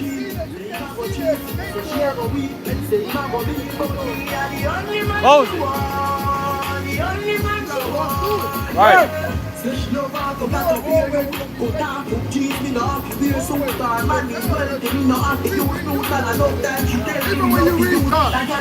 Even when you read the scripture, how many times did our people go off?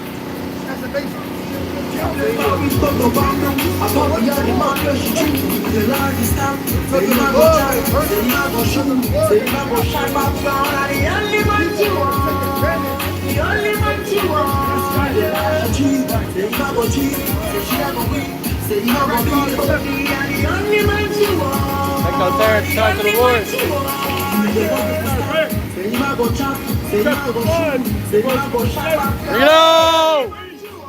Make no terror to talk to the Lord. Bring it on! Make no tarry to turn to the Lord. Make no tarry to turn to the Lord. And put on not from day to day, for suddenly shall the wrath of the Lord come forth, and in thy security thou shalt be destroyed. We in the end, you know that. It's a lot of stuff going on right now. It's only a matter of time. You understand? But however long we're going, we got to remain faithful because we won't remain faithful. The Lord said, if you draw nigh unto him, he'll draw nigh unto you. But we're busy saying, hey, do that one more time. Now, make no tarrying to turn to the Lord, and put not off from day to day. Hey, we don't got time to put off the day to day. We don't got time to say, I'm going to start next week. I'm going to start. We got to that. I'm going to do the 14 one more time. Can't put off the day to day. For suddenly shall the wrath of the Lord come forth, and in thy security thou shalt be destroyed. Right? We don't know when our time is. For the end or for us individually. I don't know. I can't be confident. I can be here and that's my time. Right? But vice versa, that's how it is for every individual. We don't know when our time is. You said it yourself. You was in the world, brother. You said, what if you in on the soul? What if you knew that day? What if you knew in that day when your time was? How would you live the rest of your life? That was what you said. You gave different options. Because you understand and know the truth. You don't know your day. What if you did? How would you choose to live your day? Would you live it in? Would you spend the rest of it in poverty? Or would you spend the rest of that time trying to get right with the Lord? That's the mindset and the approach we gotta have every single day, regardless if we know or not. That's that mindset we gotta always have. Right? That was the point. That was the point of all of this. First of all, I asked you questions. I believe it. I never stopped believing what we all believe in. I just at the same time I was like, well, God did this. At the same time, I'm not saying that you're not supposed to be doing that, or you're not supposed to repent, or if you do this, then you get that. If you don't do this, you're not going to get that. I still believe all of that, but at the same time, I'm like remembering in his movie. Part of the movie was him bringing me in to help other people come in, just for me to get shut down. But what you said, you used the word, what's that? You said part of the movie. The end credits ain't started yet, huh? Right. You see boys in the hood. Trey could have he had the opportunity to get got, go to jail, all kinds of stuff. But by the end of the movie, he still got all the situations. Other than the end credits ain't started. So was that a part of the movie? Yes. It was a part of the movie. But I don't know about us, but me personally, I love the comeback story. Right. You like comeback story? Right. Like comeback story. A fire. Especially when it look like it ain't no point in return. When you the underdog. Like the movie of it. Right? In the last one, what is it called? Yeah, the end game. For a minute, you thought it was I thought it was crap. Yeah, for an Infinity War. Alright. It was crap. End game. Then they came to the Lord and said, hey, brother, that should be your enemy, brother. That should be your enemy. But you got to do what's required, that's all. Right. You got to repent. Come back to the Lord. Draw nigh unto him, he'll draw nigh unto you. That's all it takes. Satan gonna be on your ass. Right? Give me that in the book of Zechariah. The book of Zechariah, chapter 2, verse 1.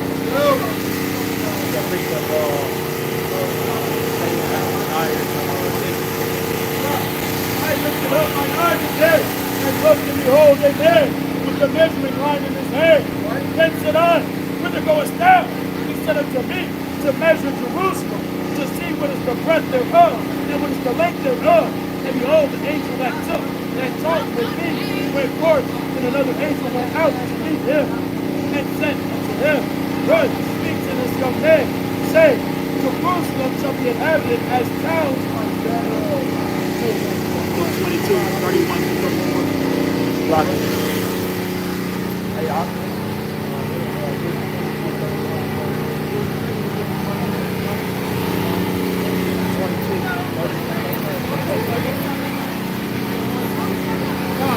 Yeah. Zechariah chapter 3, verse 1. You got a precept. And he shewed me Joshua the high priest standing before the angel of the Lord. Right, so it says Joshua the high priest is standing before the angel of the Lord. Right? We got high priest on one hand, go ahead. And Satan. And who? And Satan. Standing at his right hand. Standing at his right hand. To resist him. What? To resist him. That's right. It is true. There's always going to be spirits trying to resist us from doing what we ought to do righteousness. But for us, beautiful for us, we got the power to overcome those situations. We got power to overcome that. Right? Why? Because the Lord gave us power. Right, right. Don't they say, like, if you did it before, you can do it again? Right, right.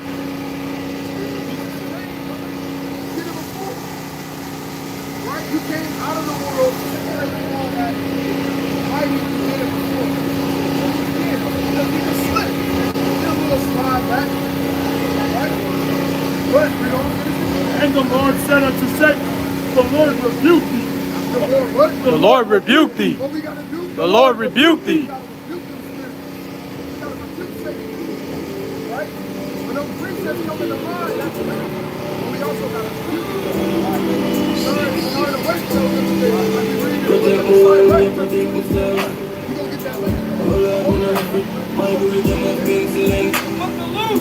Chapter 22, in verse 31. And the Lord said, Simon, behold, Satan hath desired to have you. Satan hath desired to have you.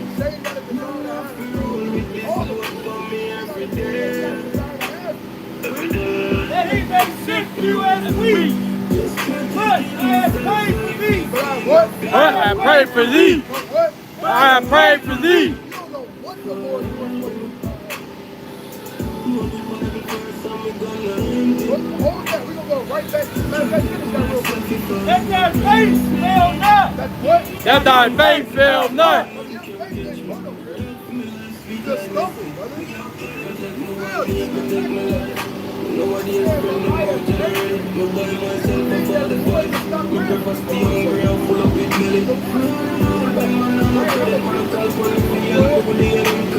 That thy faith fail not. And when thou art converted. We're not what? When thou art converted, strengthen thy brethren. Guess what? You can have mighty-ass testimony to the point that anybody else that goes through the situation that you're going through similar right now, you'll be able to get up and see I got to get you to get out of it too. That's right. You can do that for somebody else. Right? I want you to go to 2 Corinthians chapter 1 and start at verse 3. I want you to go to Luke chapter 13.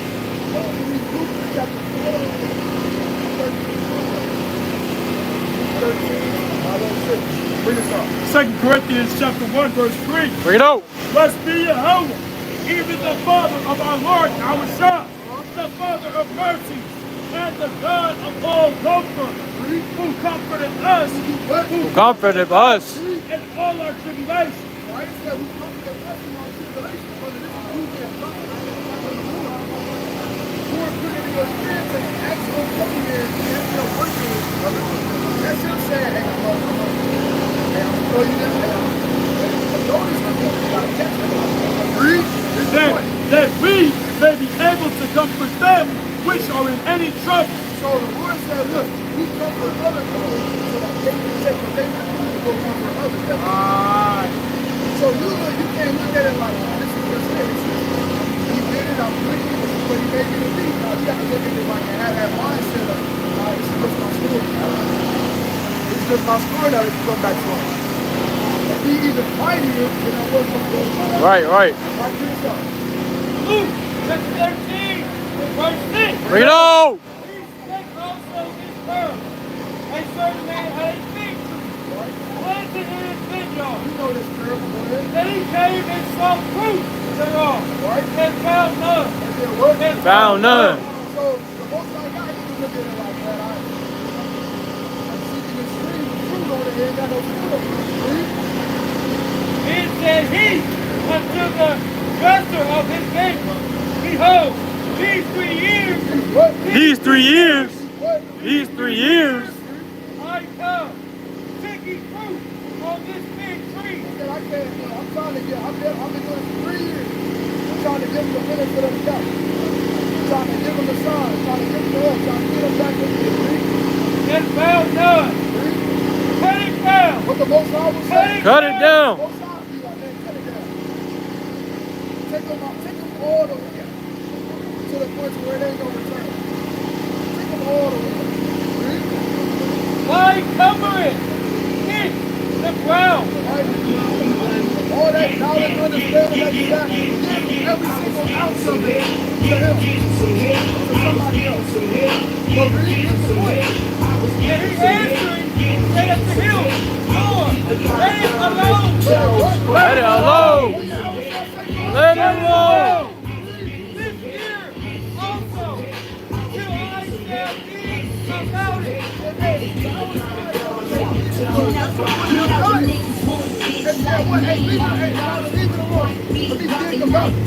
me feel the hands around. Let me put some brothers in the spirit. Let me put it in the spirit. Go and do this and that and that. Let me dig around the mouth. And I shall talk about it and take it.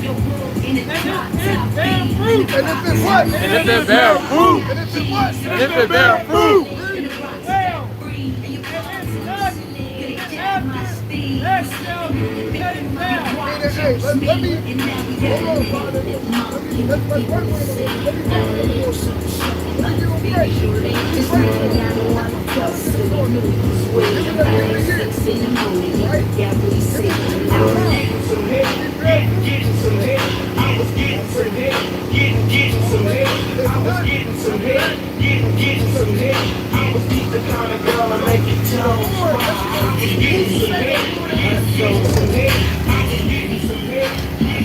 Who's to say the Lord ain't breaking you? Who's to say the Lord?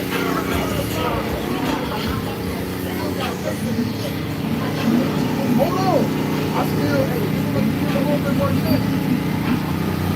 Let's see what happens. Let's see what happens. Right? But ultimately, it comes down to the story now. Go to Second Chronicles chapter 33 and 11. Second Chronicles chapter 33 and verse 11. Bring it on. Go to 10. Verse 10. And the Lord spake to Manasseh and to his people, but they would not hearken.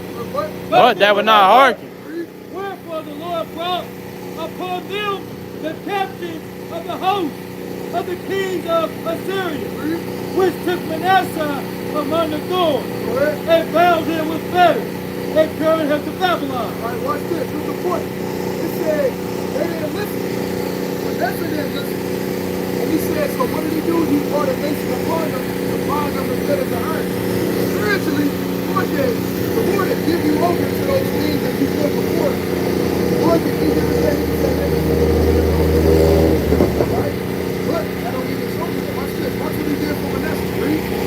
And when he was in affliction. When he was in what? He was in affliction. He was dealing with the spirit. Doing a spiritual life. Physically, he was just ready to hide. He was in chains. He was in slavery physically.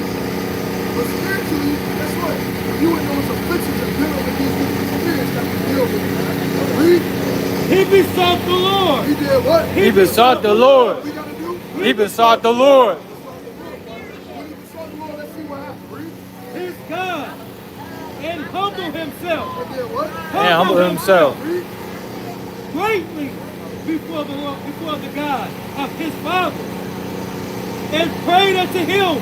He did what? And Prayed unto him. And he was entreated of him. Read. And heard his supplication. All right, so the Father heard the supplications of King Manasseh. Read. And brought him again. And did what? And brought him again. Because he was already at one point in time. And he was two different times, right? That don't mean the Lord can't bring you back again. Right. Read. And brought him in again to Jerusalem. Go ahead. Into his kingdom. Into his what? Into his kingdom. That's what I was talking about earlier. The Lord already got it established. The Lord said, look, this is everything that I want to give to my people. They just got to hold up their hand to the Lord. That's it. This brother got to hold up his hand. He got to hold up his hand. He do, I do, he do. All of us, all we got to do is hold up our hand to the mark. Read.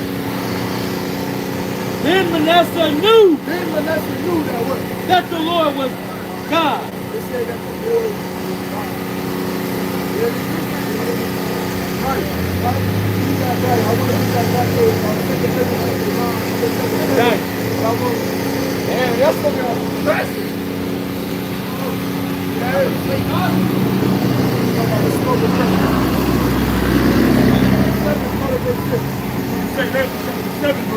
Bring it out.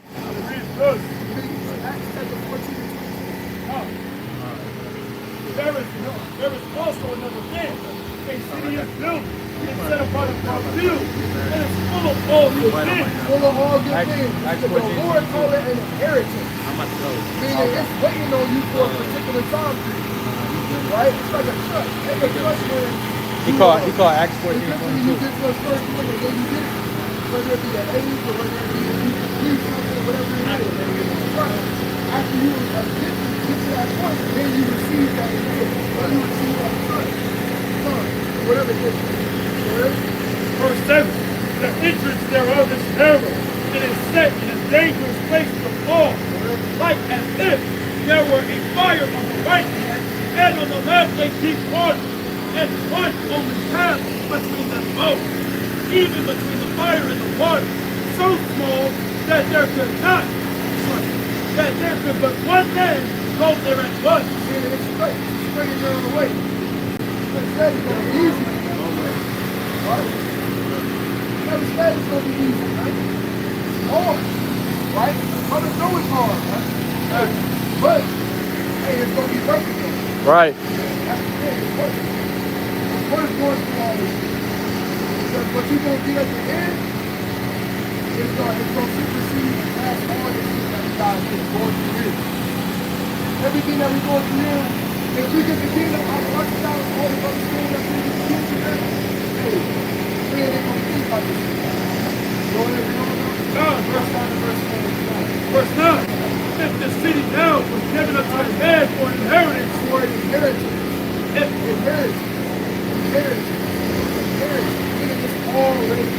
Right. Waiting on you. You gotta do what you gotta do.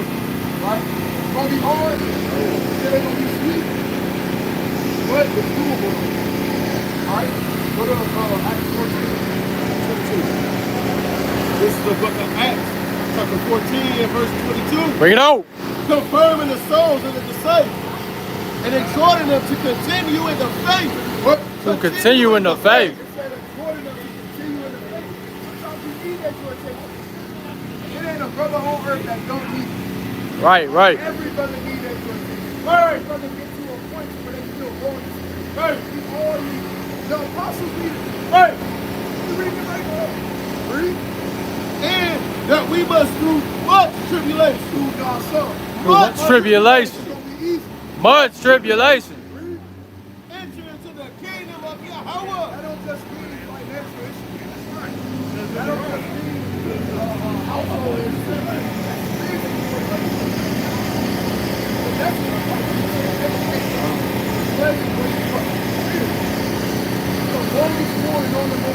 Right, right. Right? But, like I said, Verse 23. And when they had ordained them elders, verse 11. Chapter 11, verse 23. The book of Acts, chapter 11, and verse 23. Bring it out. Who, when he came and had seen the grace of Yahweh, was glad and exhorted them all. And exhorted them all. That with purpose of heart they would cleave unto the Lord. They would cleave unto the Lord. They would cleave unto the Lord.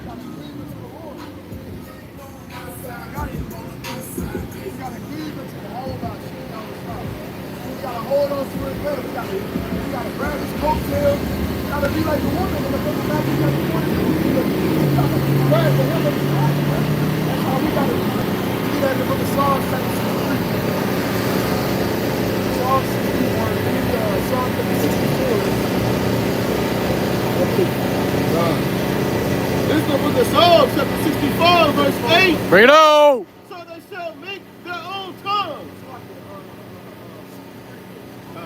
63 and 8. Bring it on. My soul following hard after thee. What David say? My soul followed hard after thee. What we gotta do? My soul followed hard after thee.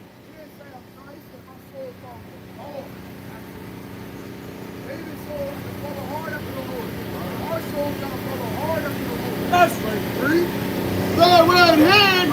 Thy Right hand. upholdeth me. It says thy right hand upholdeth me.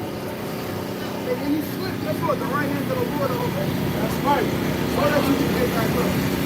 Right? We're going to fall on our pockets. Right. And then from here, we got to get back up. Right? Continue to get back and forth. Go to Deuteronomy 4 and 4. Right? Deuteronomy 4 and 4. Right there. Watchmen for Israel. This is the book of Deuteronomy chapter 4 and verse 4. Bring it on. But ye that did cleave unto the Lord, What? But ye that did cleave unto the Lord, Ye that did cleave unto the Lord, your God, your God, alive, are alive. every one of you this day. So, hey, the ones that cleave unto the Lord, them the ones that right? You cleave unto the Lord. You trying to cleave unto the Lord, you don't even know it. Or you probably do know it. It's not like I said, the fact that you still come in your mind when you do certain things. You know what I'm saying? That you came up here in the first place.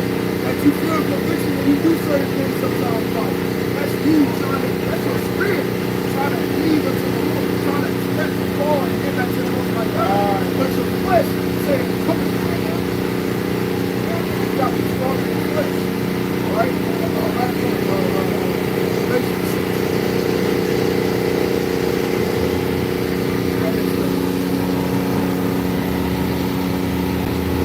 It's the book of Galatians chapter 6 and verse 7. Bring it on. Be not deceived. God is not mocked. For whatsoever a man soweth, that shall he also reap.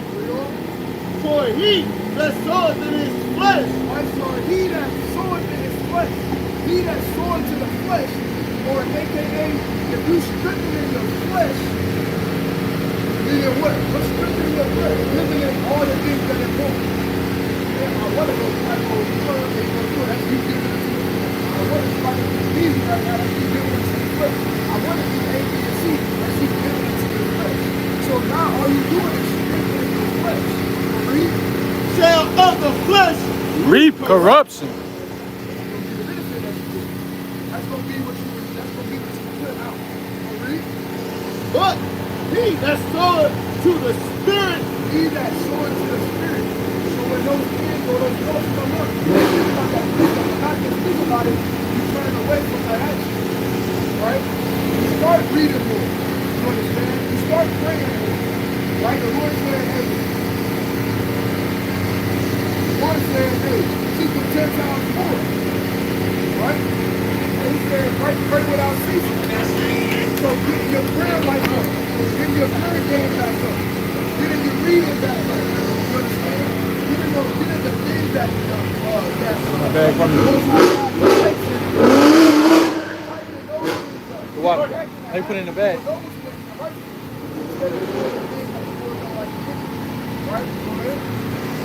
Shall of the Spirit reap life everlasting. That's the book of 2nd Ezra, chapter 16, and verse 67. Bring it on. Behold, Yahweh himself is the judge. Yahweh himself is the judge. Fear him. Fear him. Fear him. Leave up from your sins. And forget your iniquity. Meddle no more. Meddle no more. To meddle no more. Forever.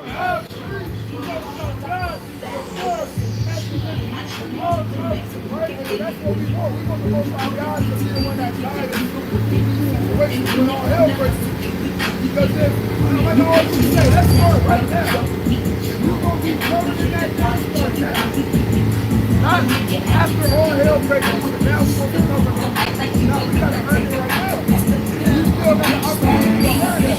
Right? The one all hell ain't taking it. Two places to go. That doesn't all of us be wrong. We all got to leave what we know. We all got to let them go.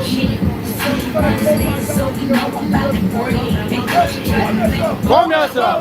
Come yourself. Come yourself.